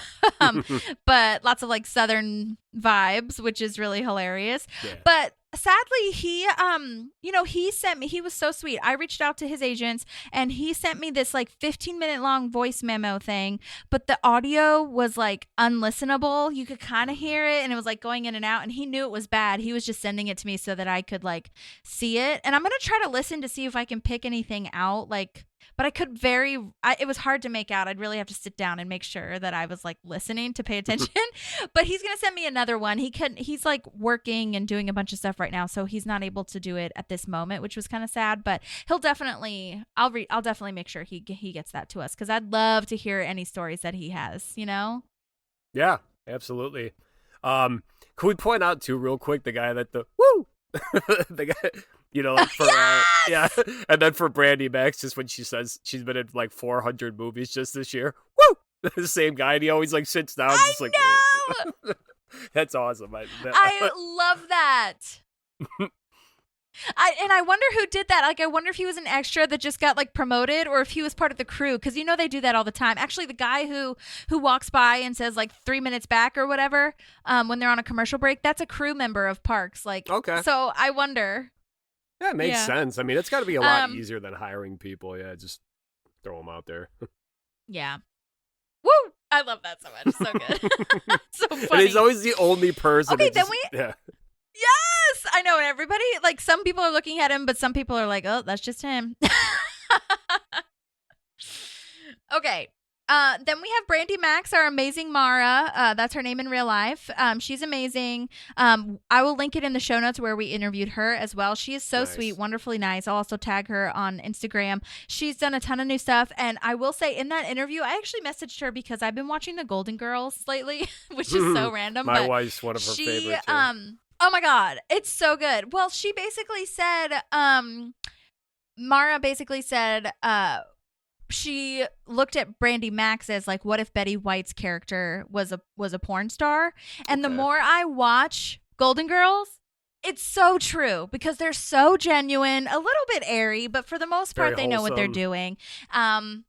Very wholesome and very just like loving, but also like with this weird moral thing, but also like it's her morals, so it's fine. She's doing what the best she can. And it's just like, but Brandy Max is always so genuine. Like, I really think she does look up to Leslie, and she's like, we're the same person. That's so nice. It is.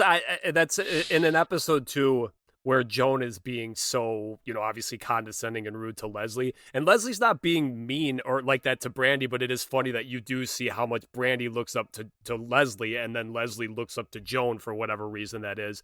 But that's the thing with Brandy that I love, because Leslie always, you know, for obvious reasons, is like, nope, no, we're not the same thing because of the porn thing. But Brandy actually seems like a very nice person, you know, like you just said, and she genuinely looks up to Leslie. So it does kind of suck that we don't get more scenes, I think, with just those two, and maybe Leslie at one point, like maybe acknowledging Brandy.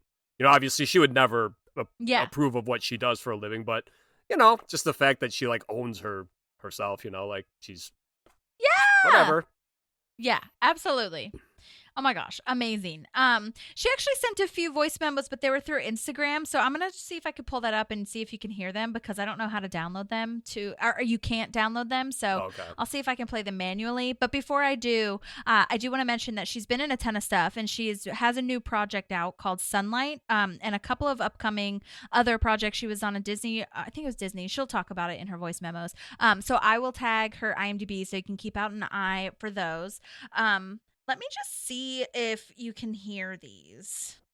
Hey, Holly, I just got your email, and I thought it'd be easier to send you a quick little voice note. That's so sweet of you. Thank you so much.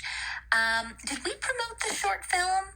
I can't remember, because that is a really kind of fun one, and Jane Lynch is in it. I co-wrote it and produced it, and I'm in it as well, with some other really funny people. Derek Phillips from Friday Night Lights, and Rodney, too, who is also on Parks and Rec. He played Typhoon, and I can send you the link to that. But between the pandemic and the strike, I shot an episode of Doogie Kamealoha for Disney Plus in Hawaii, and a movie in Greece, and a movie in Detroit, and then a movie here, but neither of them are out yet, so it's not really something we can fully promote.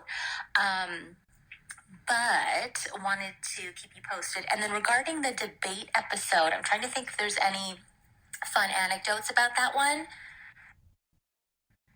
And I think I already told you Amy would do the fun,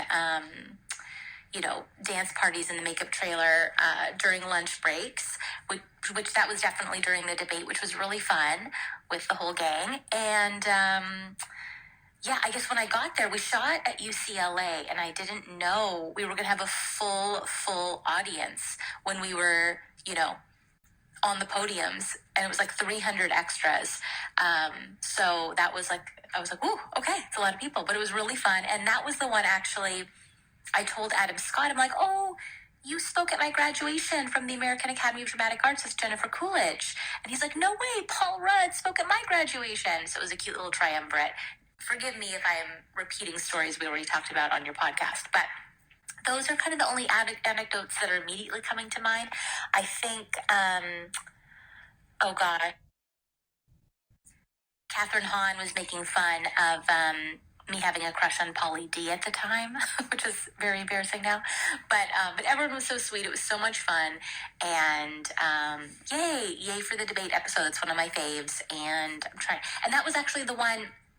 So prior to that, I thought I was just doing one episode. And so I had dyed my hair chocolate brown. And then my agent got a call that they wanted me back. And so I had to dye my hair platinum blonde within like a week, which was insane. And then,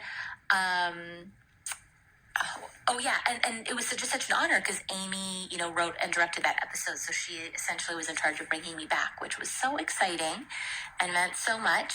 I'm sure you know that one got an Emmy, and it was so much fun.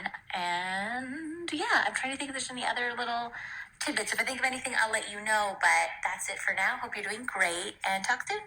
Yay! That was so nice of her. That was awesome. It's funny, too, hearing her voice, but not as Brandy Max. Like you can hear the inflection, but it's, not as bubbly, I guess. And real quick. Totally. And not as, like, airy. Yeah, and not to the extent of you, like getting voice messages from her, but like on the Parks Rec memes page, like a few, in the handful of people that I have tagged that have actually like reached back out, she is one of them.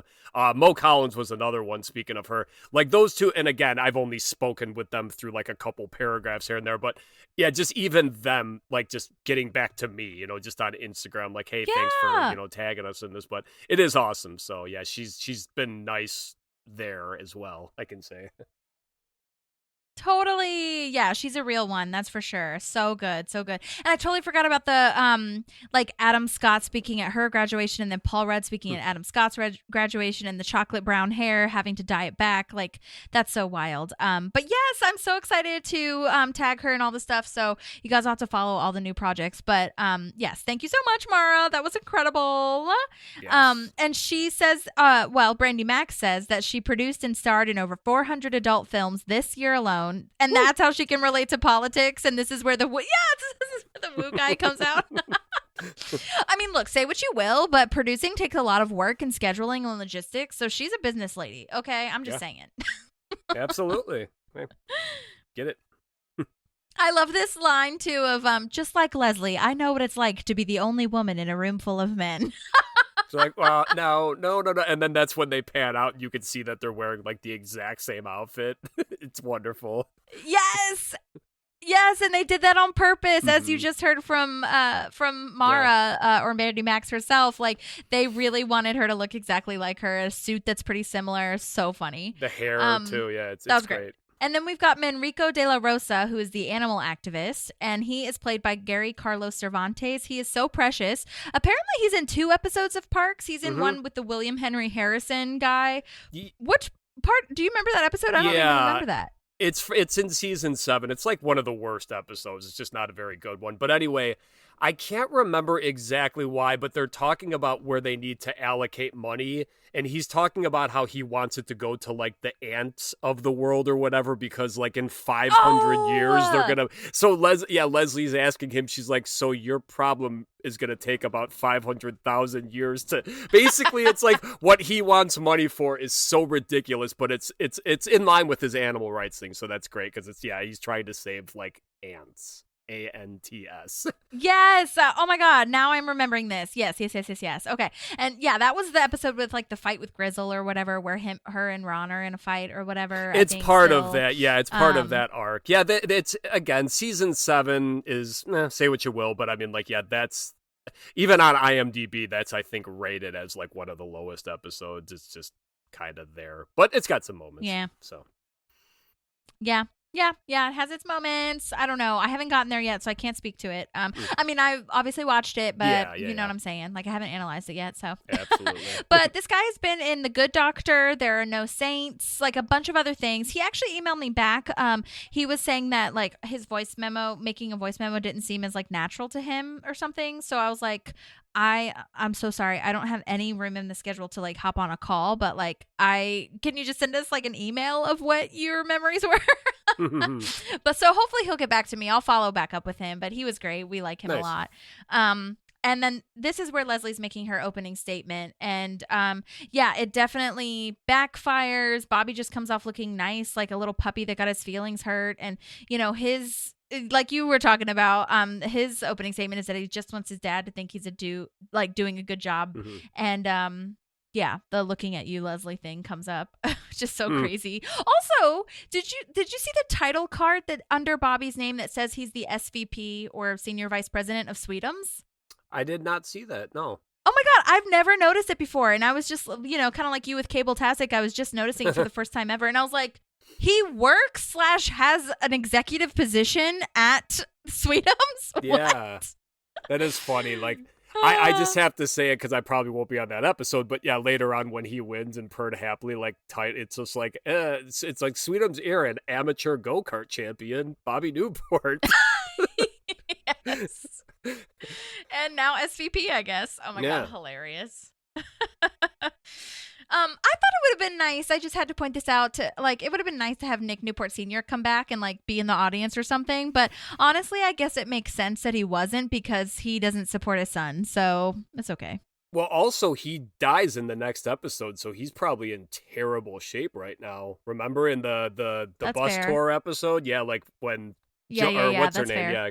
Yeah, so that's a good point, though. It would have been nice to see the two of them on screen together because, we haven't seen Nick Newport Sr. since, like, season 2, I think. Yeah, totally. But this is also where Bobby sees his wrecking crew and is like, oh, my God, who let you in here? And it's like, oh, my God. Totally funny. And then Ben is saying, like, ease back. Don't attack as much. Okay. Which makes sense. Okay. But it's still confusing. Everybody's confused. Like, wait, why is Bobby like winning somehow? What? Anyway, this is where Joan is asking a question that they got from Twitter. Oh my God, this was in 2012, which is wild because literally everything comes through social media now. Like, can you imagine Bobby Newport or Leslie like being on a live or something like that? Yeah. And it's funny too because the way Joan brings it up and she's just like, because that's something we do now. Because I actually looked into that. Yes. Twitter went public in 2013, I guess. So it was probably relatively new because I never even got into the Twitter thing. I was still just like Facebook and Instagram. So I wonder if that was when it was still trying to get there and Parks and Rec was like, well, let's just throw that in there because who knows, maybe it will. But I just love too that the guy's name, and then when Bobby's just like, I'd just like to say that I feel sorry for Mr. Munchmeat. He's being sympathetic, but when you say he's like Mr. Munchmeat, and also just the name Munchmeat is so good. Absolutely. Yeah, and you know what? Speaking to your point about Twitter, it's interesting because Tom was on Twitter trying to bounce ideas off of what's his ass, the Russell Simmons. Yeah, him. Yeah, that was last week. And then it comes. Yeah, and it comes back because, what was it? Oh yeah, when it's Tom that's driving, and then Donna, like, Tom is like driving and getting a something like a reckless driving or something while he's tweeting, and then Donna gets caught like tweeting something that she shouldn't have on the Parks department. It's all my flooding my memory now that we're talking about Twitter on Parks. Yeah. Or I guess I should say X. Oh my God, so stupid. Anyway, I also love the way that Joan reads this because, oh my God, like the number 2 and you, like, all that. Like, Yeah, Pawnee used to be safe. What will you do to make it safe? that's a really good point that you mentioned that actually that because she's reading differently when it's a number, because at first I was thinking it's just like, does Joan not know how to read? Obviously she's a reporter, totally. so it's like she's got to know how to read, right? But yeah, that's actually, I'm happy you pointed that out, that her inflection is and her tone is changing as there's letters and numbers and whatnot. Yeah. Totally. And I love the Mr. Munchmeat thing. Amazing. All of Bobby's lines are amazing. I'm against crime, and I'm not ashamed to admit it. And people are just like, yeah, that's our guy. That's our guy. I think that's the time when Ben gets the most pissed off, when they show him off on the side. He's just like, come on. Yeah. Totally. I'm against crime, and I'm not. And I ashamed to love admit it. this. Exactly. And I just love it too, because it's that commentary on how politicians never actually answer the question of like, how are you going to make Pawnee safer? He's just like, I'm against crime. That's that. Yeah. So good. Also, he talks about someone stealing his downhill skis to try to relate to this guy, to Mr. Munchmeat. Yeah. First of all, that's not relatable. Secondly, are there such a thing as uphill skis? Why are you calling them downhill skis? Is that a thing? I'm not a skier. That's a very good point. Yeah. Yeah, it's a little redundant actually to say downhill ski. Yeah. Well, I guess there are cross-country skis, which is where you're just kind of going on like a flat. Sure. But yeah, no, let's stick with yours because it is funnier. It's like, I forgot my uphill skis. Right. Well, now we're back at Andy and April's house, and Andy is just reenacting movies like we were talking about before. And honestly, he is doing a great job, but definitely not what the investors would want to see. And going to your line of like, I beat guys like you in prison. By the looks of this guy, not consensual sex we're talking about. Yes. And the part two that's so great is when he talks about Swayze and he's just like, that's subtext. He doesn't actually say that. Because yeah, it's so good. And it's like, if you've actually seen Roadhouse, just go on YouTube like at any point and just watch this scene. When you watch like, how he does like the tackles the guy, and it's so funny because again, I loved this movie as a kid, and it's like when I first saw this, it was like, I can't believe he's doing Roadhouse, because it's just such a crude movie, and it's just, but it's wonderful. I love it. It's so good. Okay, I'll have to check it out, and keep this in mind. Now that it'll be a little lighter if I have Pratt in mind. Yeah, but also too, just his when you rip the throat out, he'll starve to death. That's why he's gonna die. Yeah. Exactly. I wrote that down too. You can't eat. Yeah, that's why he'll die. You can't eat after that. Yeah. Oh my God, it's so funny. But I also love the extra that he holds on to while he's doing that. Like he's holding on. It has to be an extra. He's like really, like in his face kind of thing when he's saying that line. I thought it was so freaking funny. Can't imagine what a day on set like that would have been. I'm sorry, I forgot what you were talking about for a second when you said holding that extra. I thought you meant like he had a knife. But yeah, when he actually goes up to the guy and says, I used to. Yeah, that's right. Okay. Yes. Yeah. And the guy's face is so good. I love it so much. And all the catching all the exasperated looks, like shouts to Shauna Hagen and Tom McGill, who were the camera operators. They were just finding all the looks of the extras, that guy and the beer. They were also finding like the red, white, and blue, the guy holding the beer, I should say, and the red, white, and blue cake they have in the background. That looks amazing. The sound effects, like we talked about. But yeah, I think to answer anybody's question who's wondering, it was half, from what I have researched, it was like half improvised and half scripted for what Pratt did. We already talked about how amazing he is at improvising, but Amy Poehler did write a lot of what he said in the script. I think he just kind of played on it. And then Donna's look of interest. Donna's like, oh my God, like it's so good. She's really paying attention to it. There are what I think is funnier about the donors, I guess, is how none of them are really reacting, but they're all like interested enough. Like none of them are walking away. None of them are turning to the side like, what the hell is going on here? But they're just like kind of nodding along like, especially when he does Rambo later, they show the one guy that looks genuinely just like, he's like, all right, I follow you. Like, it's awesome. Yeah. All right. Well, next is this purred bit, which is so funny. You had time when I started talking, but by the time I finished talking, your time was up. So not fair, because Bobby is like offered to give a rebuttal to the park system, and I was like, what? It's so frustrating. Just wait, I'm out of time now. Well, yes. You weren't then, but as I'm talking now, right? And you can see Joan looking over at the clock too, just kind of like, yeah, it's going down. Yeah, it is awesome. Mm-hmm. Oh my god. I was also really mad at Bobby because, well, just for the same reason that Leslie is, because Leslie kind of rebuts by saying, like, you know, some of us believe that you should have to roll up your sleeves and clean it yourself. You know, not everybody has a maid if something is dirty. And I was just like, yeah, Bobby, you know nothing of cleaning. How dare you? Like, get out of here. But I also love that he like is so oblivious to the fact that like his maid is not going to come up, or his nanny or whoever is not going to come clean the park. But he acts like she is, like, you know, it's so funny. Mm-hmm. Yeah, Yolanda. She's not going to clean his room, no mas. Yolanda. Yeah. And then he's like, so when she finally gave in and cleaned my room, it's like, that's how it ends. She finally just gave in and cleaned his room. So he still didn't do it. Right. Exactly. That is so funny. Paul Rudd does a great job of that too. And I love when Brandy chimes in. I would like to say Leslie and I do the work ourselves. I have sex with men and women on camera. And then this is where Joan is like, yeah, basically proving Leslie and Brandy are the same person. So good. So now we are with the spin team. Tom is being a super bummer and making Leslie look bad, and Chris kind of saves it, which is so annoying. Tom, he's like slumped over in his chair. It's so frustrating to me. But go ahead. Yeah, no, his body language, obviously, it's just, yes, because he's doing the thing where he's like sitting like a pencil but in a chair, so it's like, yeah, but this is another part where you're just so frustrated, and like I don't find like any humor in this, because it's just, to me, it's like human beings don't act like this.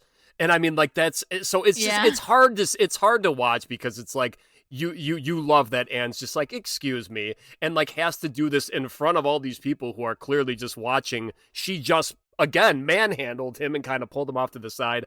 But then when it just his explanation and how it's like, I just it annoys me whenever we're kind of like made to feel sympathetic for Tom.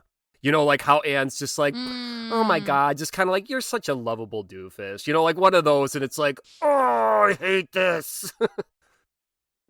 Yeah. No, I totally get that. And I also was wondering about like, well, we'll get there when we get there, but like, I was wondering if Anne is like saying, you know, no, I didn't get back together with Chris, just so that Tom will stop being such a doofus and like get back up there, because especially for how much Leslie has done for Tom, and like, you know, and so I kind of wonder, like, I feel like it's Anne to do both. Like, I see both sides of Anne. Like, Anne could have definitely just been like, I don't know if I'm ever going to date ever again. and you are included in that. But also, can you just like stop being an idiot and help Leslie, because we're dying, you know? That's a great point. I never thought of that. Yeah, that might have just been like kind of the, sure, just tell him what he wants to hear for the time being. So, and then also just like, I have to say, like, how he ends it, vote for me to be your boyfriend. It's like, woof. Like, oh, I just hate it. I know. Yeah, that's a tough one. It's a tough one. I just don't understand why Tom's fighting so hard for this. Like, you know that you guys aren't meant to be together. Especially, it should have been over after Donna's lake house. Like, especially because they don't have anything in common. And she's just saying, and we've talked about this before on the podcast with other co-hosts, like, he just wants her because she's hot, I think. Yeah. And like, yeah, he thinks that she's smart and stuff, but like, and she's out of his league. But a lot of it's just like, well, we don't have anything in common, but she's really hot and she's my dream girl. And I'm like, stop it. Yeah, it seems like the only times Tom is genuine with Anne and like nice is when they're not together. Like in her final episode when they're leaving, Tom, you know, yeah, when Anne's just like, wow, Tom, you're finally maturing, you know, and he's like, no, you're actually like a cool chick. It's like, yeah, he's actually not trying to get with her, but he never compliments her like this, unless it's, like in a perverted way, you know, it's like, we almost got to second base, you know, like bragging in front of people. So Right, which is totally like about the Valentine's Day dance. Like, you know, I made that point too. Like when they first go out or whatever before, and April kind of like sets him up. Like she was making Anne laugh a lot, or he was making Anne laugh a lot. And so, but again, he didn't know he was on a date. And then as soon as he found out he was on a date, it was very Michael Scott date Mike. Yes, yeah. We have a date, Tom. Puts the Kangol hat on and. Jeez, that's a good point. I like that. It's a great comparison. Like, okay, so the guy who is the reporter at the spin team is named James Conner in real life, and he actually comes back. I knew he looked familiar, but he's been in Parks for 4 episodes. He actually comes back in the next episode and the one after that for the actual election, and he comes back in Donna and Joe, which is funny. He has been in Vice Principals, Community, Brooklyn Nine-Nine, a bunch of other shows, and I'm excited they brought him back to be a part of the campaign reporters because you would definitely see the same people around, you know? Yeah, that's actually funny as you were saying that. It's like when I was watching this episode 2, it's like, yeah, I know this guy's in it again, and I couldn't think of him until you said he's in season 7 for when he interviews Ben. That's when Ben actually announces that he's running for governor or mayor or whatever it is. Because they're like him and Leslie are all flustered. They're like getting into the car, and like the press just walks up, and I forgot. It's like, yeah, he's the guy that's like leading the charge or whatever. So that's awesome. Yeah. And, you know, he did email me back. I'm just going to make a note to myself because I need to remind him to send me something if he's going to send me something. Again, people don't just randomly. This happens because I'm annoying. I'm a very Leslie Note person, and I'm just like, hello. That's good, though. Yeah. Remember, they're always you nice. Said, of course, just like, but you know, I'm on set right now. It's like, but you said you'd send it by... Exactly. And I'm happy to add it into any other episodes. They all know that. So I'm not going to give up. Just because we passed the episode does not mean that you're off the hook. So just saying. Anyways. Okay. So anyhow, oh my gosh. I love when Jen is holding up a juice box to Bobby, like spoon feeding him. It's so funny to me. It's so much. I mean, like there's. It's incredible, but I think it just makes it so much funnier that his hands are just still like obediently like down at his side. Yes, like it's not him like like I got. I mean, it's just him literally just because he's a And child. you can see like his Adam's apple, you know, because he's just like it's like. Never mind, I'm not gonna go off course, but yes, it's an amazing scene. Yes, he is literally a child. I mean, people do this to their kids all the time. So funny. And Leslie is like, oh my God, he's winning. He's not even making sense. And this is where we talk to your point of the montage thing. Yeah. All of Bobby's lines and ideas are so funny. By the year 2013, we will have a fully functional mall on Jupiter. And it was like 2012 before. So he thinks in a year we'll be good to go for Jupiter. Yes. In a year. And then Timothy Dalton. Yeah. Guessing that question was about who was the best James Bond. Yeah. Leslie and talking also, about. Side note, I found on IMDb. Oh, go ahead. Oh, just yeah. I just like no. I was talking about closing the Borders bookstore, not the border to Mexico. That is so good, and that is still an issue today. Yep. So, good God, that was so good. And the Borders bookstore, I loved Borders. That was such a great store. Yeah, they just finally, I think, went under. They're like within the last couple of years, or maybe they're still. I don't know. Or they were the I think last. They've been. Yeah. Well, they've been like slowly phasing it out. I thought it was over, but maybe they could just be in random places. But now Barnes and Noble is like the bigger one, I guess. So you know what? Maybe I mixed the two up. Yeah, Barnes and Noble is still kind of thriving. Borders might have been gone for a while, but either way, yeah. And, yeah. Also, I found on IMDb that the movie I Love You Man, which also stars Rashida Jones and Paul Rudd, so they've worked together. He was told to pose as James Bond, and he chooses Timothy Dalton. That's so true. I thought that was a really interesting coincidence. I watched that movie recently, actually. That's actually Aziz is in that movie. Nick Kroll's in that movie. As far as other Parks and Rec alum, there's a pretty, like Andy Samberg's in it, J.K. Simmons. So a lot of people who had small parts on Parks, but still, it's like, yeah, there's a lot of them. It's pretty cool. Yeah, totally. Oh my God. I love this so much, this line. I think it's so funny. And for some reason, I don't see it like as not timely. Okay, I don't know. I'm just gonna tell you that I think it's really funny. My thoughts on abortion are, let's just all have a good time. That That one Ugh. it's very on my meme page, like posting that one. I remember like I was kind of like, I don't know how people are going to react, because and that's the thing, like when I post things, it's like, this is from the show. This is not me taking a stance on anything. Totally. I'm literally just doing. So, but still you're just like, and yeah, luckily people are just like, okay, they understand the character. Paul Rudd as a human. Basically, we all at least kind of think he's a good guy. So it's like, okay, yeah, it's like it's a very and here's what I'll say. But, yeah. Yeah, I mean, the thing that I'll say is that why I love it so much, if I can explain it, I guess, is because it just shows how stupid and uneducated he is and just a big old dummy, because he's not explaining anything about abortion. He doesn't know anything about abortion or women's rights or anything at all. Which is just like these people that are fighting against abortion. They don't know anything about women's bodies. But this one is just like freaking hilarious because he's so dumb and like he's not being vicious either. No. Which a lot of the other people in this world are. Yeah. So I think that's why it's funny to me, because everybody, again, you all know my thoughts on all these liberal things. Okay, I'm a Leslie Knope, so whatever. But that's I think why people would expect me to not like this line. But I think, again, they do that thing where they're making fun of the character. They're not doing the line. They're showing how stupid he is. You know what I mean? Yeah. And again, I mean, like I'm happy you brought that up. And I guess obviously it's not like I thought I was the only one who thought this was a controversial line, but yeah, it's I like the way you explained it too, because actually, like it almost, the way that Bobby, how he just completely skirts around the question, it does almost remind me of Fester Trim just being like, I don't care about that, just ask someone else. Like, that's Bobby's way of maybe. However, he probably answered so many questions just like, yeah, cool, sounds like a good time. When you think about it, he probably answered a ton like that. Right, totally. I also love that Brandy says that she'd appear in a film with any of her fellow candidates, and she stares right at Leslie, and then Paul Rudd's kind of like facial expression of like, so good. Oh my God, Jen's line of first of all, she has a surprisey wisey ace in the hole because Ben is like, why aren't you surprised about this? But her line of like, does that guy Chris Traeger have a girlfriend, and is his penis normal?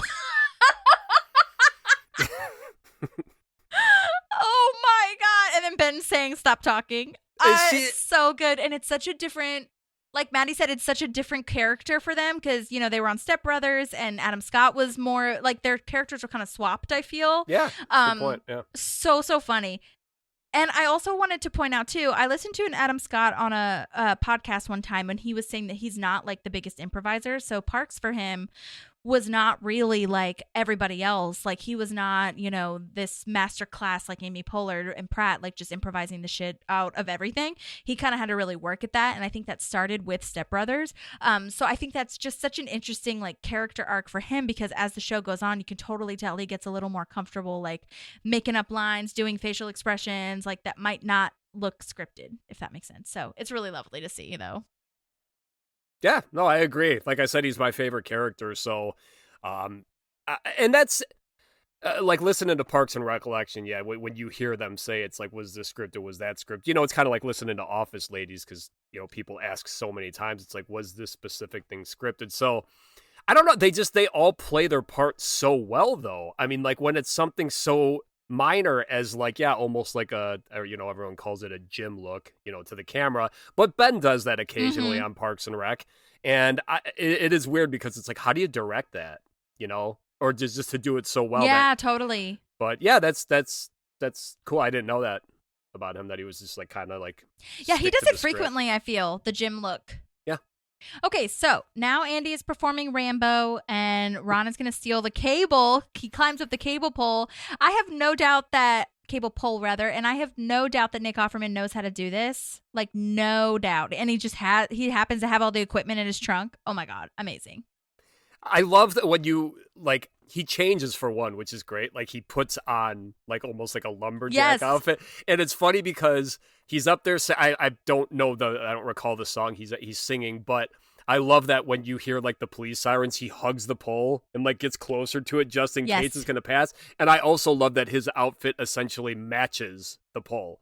So if you were walking by, you definitely would not see him. So it's an awesome scene. And yeah, I just love that it's like the way that Ron is too. He's like, obviously I'll pay it back. He has to tell us, obviously I'll pay. Like, how do you pay the cable company back? It's like, well, we had it on for 45 minutes, so here's 13 cents or, I don't know how much.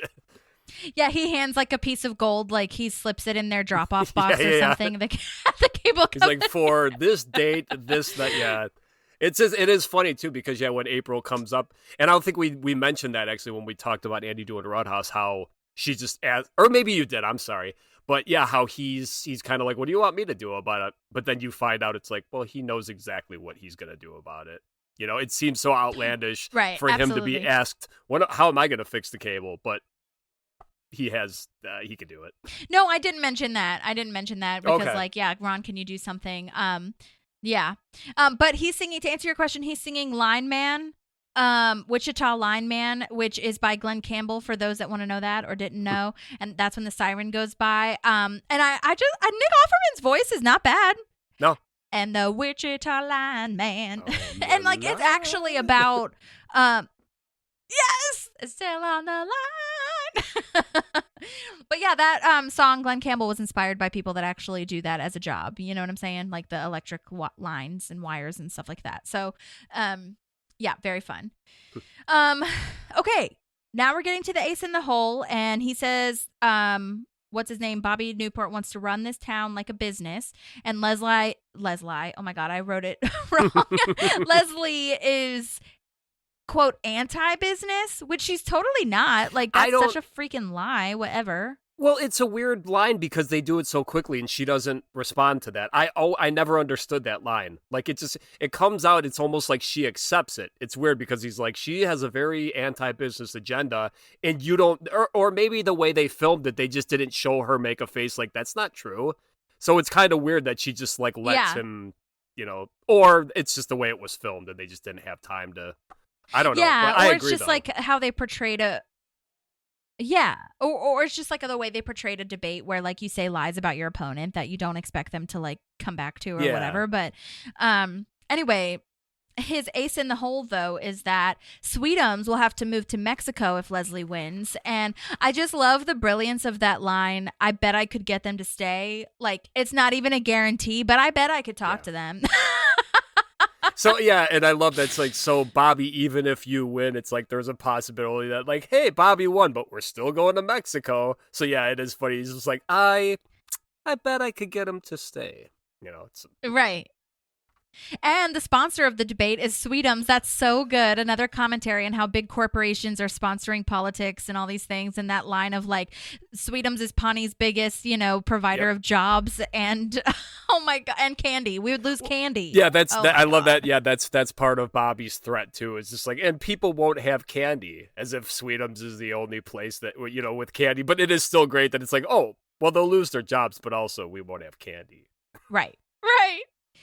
This is where the guy that says 1 minute back, who's the stage manager guy, and that was a crew member of Parks. So fun. He's gone on to work with a bunch of other people. I think they said his name was Laszlo, something along those lines. So I'm so sorry if that's wrong, but shouts to you.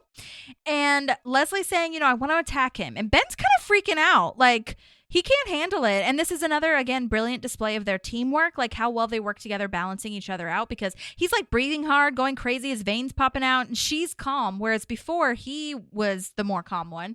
And I just love her confidence, her performance here. Amy Poehler does such a good job of like, I can crush him. Like, I'm confident, but I'm also gentle, and I'm just like, I can do this. And then Ben finally like gets to her side and is like, okay, kick his ass. It's so good. It is. It's great acting because, like, Leslie it does look for a second like maybe she is like, okay, fine, I'll ease back. But, I mean, she doesn't start walking. Like, she has this in mind, but I do love that it's like she listens to Ben. She contemplates it, but it's just like, nah. She's like, I can crush him. Like, and Ben sees that immediately. He's just like, he doesn't try to, no, listen. It's just like, all right, do it. And she does, and it's wonderful. Okay. Yeah, that's such a good point. I think a lot of people would have been swayed by their campaign manager to just like back off kind of thing. But she was like, no, I can do it. Like, yeah. So I'm really glad she stood her ground on that. And I love Bobby's closing statement. Like, you tell me. That's what I'm counting on. You telling me like how to run the town. It's so funny. Yeah. And then, of course, holy shit, Leslie, that was awesome. For the... I know, so good. Oh, my God. Amazing. But before that, Andy is acting out Babe. Oh, my God. Remember the movie Babe? Oh, yeah. So good. Donna's crying. I feel like I had that on VHS at some point. So good. Yeah, that's... Yes! I don't know if I've ever seen Babe, to be 100% honest with you. I feel terrible. Or its sequel, Babe, Pig in the City. But, yeah, that name. Well, the fact that he does Roadhouse, Babe, and then Rambo... again, Rambo, I don't know if he's not talking about the first Rambo, like the one from the 80s. He's talking about the 2004 version, it's obviously Stallone, but that's also just called Rambo, so it can be a little confusing. Another movie, like Roadhouse is at least kind of fun. This Rambo movie is like gross. Like it's like about like a problem in Burma. So, I mean, there's a lot of, like, war, like, nasty, gross shit in this movie, I will say. Like, again, I like action movies, but some of it in this movie is way too real. Like, when he's talking, he's like, villagers blowing up or whatever, blowing to pieces. Like, he's not exaggerating. And, like, because Sylvester Stallone, he directed the movie, and, I mean, it's a very, like, graphic and intense movie. So, again, it's funny that he went from Babe to this.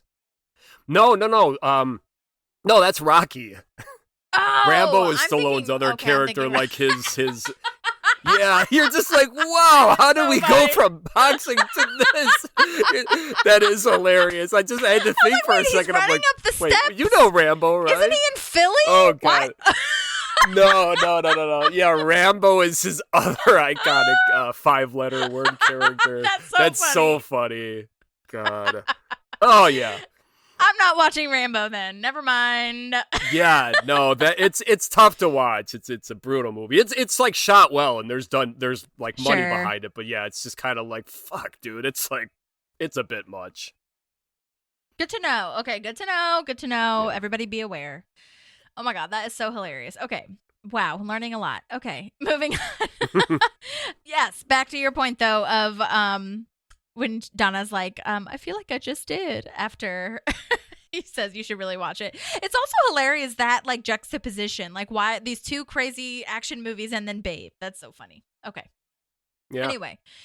All right. So Leslie's speech is like so emotional. I don't know if it's like where I'm at in my life or maybe it's out where I'm at with analyzing this, but it actually like makes me so teary just thinking about like where we are because this year is a political year with our election year. Like we're in our society, how we need politicians like Leslie Knope and how she fights back. And I just really related to this whole speech. The lines that I really thought were so strong were, if I come on strong, it's because I feel strongly. If I seem too passionate, it's because I care. And then the whole, like, you fight for what you love. You don't, like, threaten it. And it's just so beautiful. I think that Amy Poehler did a great job. She wrote that. So obviously she's going to, like, you know, speak to it. And she's such a Leslie in her life as Amy Poehler. You know what I mean? So, like, that just shined through. It was so good, and I just loved it so much. Yeah, and I'm sorry I spoiled that. Actually, I jumped ahead, but yeah, right after she says that, just Bobby's response is just like, holy shit, Leslie, that was awesome. You know, and the way she looks over at him too, and she's just like, thanks, Bobby. Thanks, Bobby. Wow, wasn't expecting you to say that. But yeah, and then too, like we talked about before, when they're just showing what everyone's doing, and then, hey, where's Jerry been? We haven't seen him this episode. He's just sitting back at the park's office, or it looks like maybe he's at the church, whatever, but he's sitting down holding hands with two nuns, and there's like two standing behind him too, but it's just so like, okay. Yes, and then Andy tries to play Catch Your Dreams on the iPod, and this is where, as Liz said, crushes the TV. Probably did that a couple times. And I just love how he shouts, Ron! Yep. Yeah, like, how's he going to fix this? Also, it's kind of, in 2 episodes again, the win, lose, or draw, when April kind of screws up the computer and his idea is to blow into it and then just, like, oh, yeah. Like, yeah, he's like, remember, he's like, oh, this is how I used to clean my Nintendo. But it's just like, Andy's very destructive with, like, technology. Totally, yeah, like when he throws his briefcase trying to get the birth certificate and, like, the computer and crushes everything the just light smashes. switch, yeah. Yep. Okay, so now we're with Anne and Chris. And again, this is where we wonder if Anne really rejected Chris because of Tom or whatever. But or intentional because she just wants Tom to get back out there. But now he's his old self. And a part of me is still like, Anne, I swear if you get back to with Tom, I will punch you in the head. I'll drag you to a retreat where you can learn your lessons. But I don't think she's getting back with him. Even though I know what's happening, like just if I hadn't watched these other episodes in my head as an audience member, I would just be like, okay, I think we're good. Like she's done, hopefully. Yeah. And now back on the stage, this is so lovely. Ben and Leslie are sharing a celebratory kiss. Bobby comes up to invite them to his dad's lake house, which is freaking amazing. Oh my God. And this like had to be such a Paul Rudd improvised moment. Maybe it was scripted or maybe Leslie as the director, like, I don't know, suggested it, but the way he can't find out where to go in the curtains backstage, it's so good. Yep. And yes, and the point too, because you don't get a lot of it in Parks and Rec, but like, I don't know about Anne, but I know Leslie and Ben actually turn and look at us. Like the viewer just like, yep, that's who I'm running against. So it's actually a cool, like very like breaking the fourth. And I know they do that anyway in every episode when they do the talking heads, but a scene during like filming where they actually turn and look at us. Yeah, especially all three of them at the same time. Like, yeah, that's okay, so very it is rare. Anne too. Okay. Yeah. Oh, yeah. It's Anne, Ben, and Leslie are all just like, what the fuck just happened? Like, what? Amazing. Okay, so this is where the tag comes of Rambo. We already talked about that. Okay, I love this though, where they go upriver. Does not go well. I love that so much. Yep. That's where they end it. And he is right. Like I said, it's oh my God, that is hilarious. I'm just gonna keep thinking it's Rocky. That'll be fine. Oh God, that is so funny. Like, yeah, it's just like, no, Rocky's like an uplifting, fun, like PG movie, and Rambo is just like, no, it's like a totally war veteran different. With PTSD, and it's just like, yeah, it's very different. God, I didn't realize Sylvester Stallone was in the Guardians of the Galaxy. I haven't seen those movies in a long time, but yeah, he on IMDb it says he's in them, or at least one of them. Yeah, he's no, he's in the second and third one. Yeah, he's one of the Ravagers. Okay. Anyway. Okay, gotcha. He's like a space pirate, basically. Okay, gotcha. He's in this new movie TV show on Paramount called Tulsa King. Have you heard of this? I have, and my brother and my dad, I think, have watched it, and they're really into those kind of like they love like Reacher, which is just kind of like a one-man ass-kicking crew, whatever. But yeah. I'm just not really interested in this show. And also, the mafia vibes, like. Yeah, I don't like. It just doesn't. I understand he's supposed to be like a badass, and he still looks great for his age. But I just don't want to see a 70-year-old guy trying to be like, muscling around and strong arming people. It just doesn't look interesting to me. I'm sorry, I hate to. But yeah, no. I mean, I kind of feel that way regardless of if they're 70 or not. I'm not a huge like mafia person or mob person, although I haven't really watched the HBO show, the mafia one. What's it called? Oh my God, I'm the worst. How am I? The Sopranos. Yes. Oh my God, I could not think of that. Why? What's wrong with me?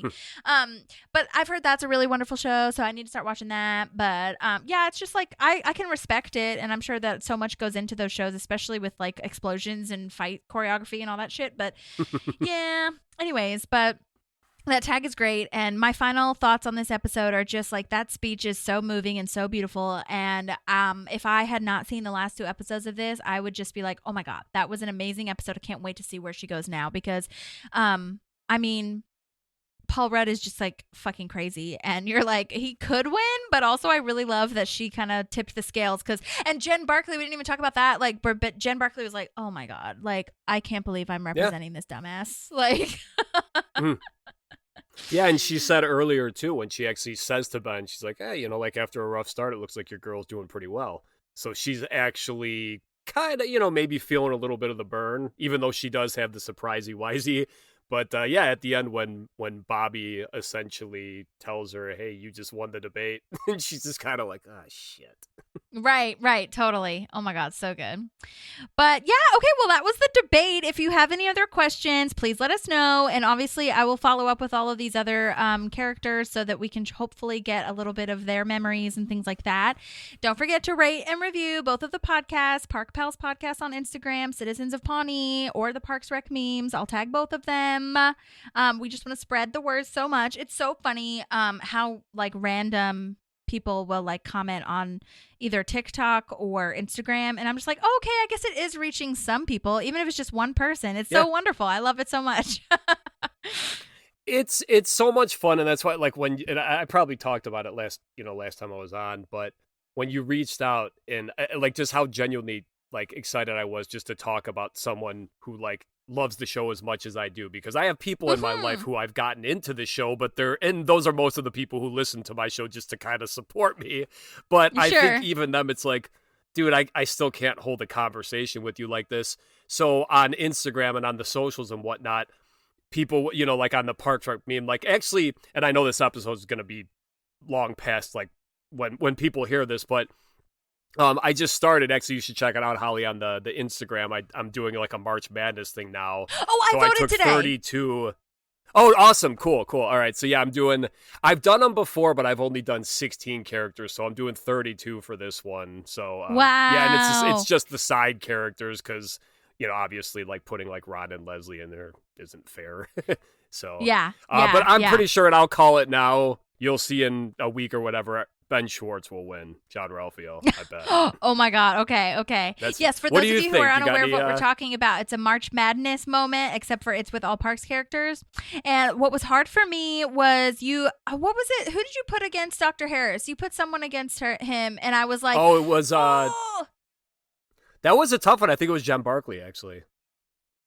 Yes, that's what it was. I was like, how do I vote? Because I love both of them so much. I was so close to picking Dr. Harris, and then I was like, I can't not choose Jen Barkley. But Dr. Harris is the best. Yeah, he's what is with Dr. Harris? So obviously, like the world, the largest penis one with Jerry. But for me, I think my favorite interaction is Chris telling him, he's like, "You are literally the meanest person I've ever met." So good. It's so good. I love it so much. Okay, well, thank you all for listening and for sticking around. Again, keep us posted, and we'll be around next week or whenever we're around. Follow us on all the social medias and subscribe and do all the things. But otherwise, we will see you next week. Thank you, Bryon, for coming on. This was so fun. Thank you for having me. I had a lot of fun as well. This is a very long episode, so... This is like the longest I've ever talked about parks, and I loved it. Either way, thank you for having me. It was a blast. Great episode. Yay! Okay, guys, we'll talk to you soon. Bye!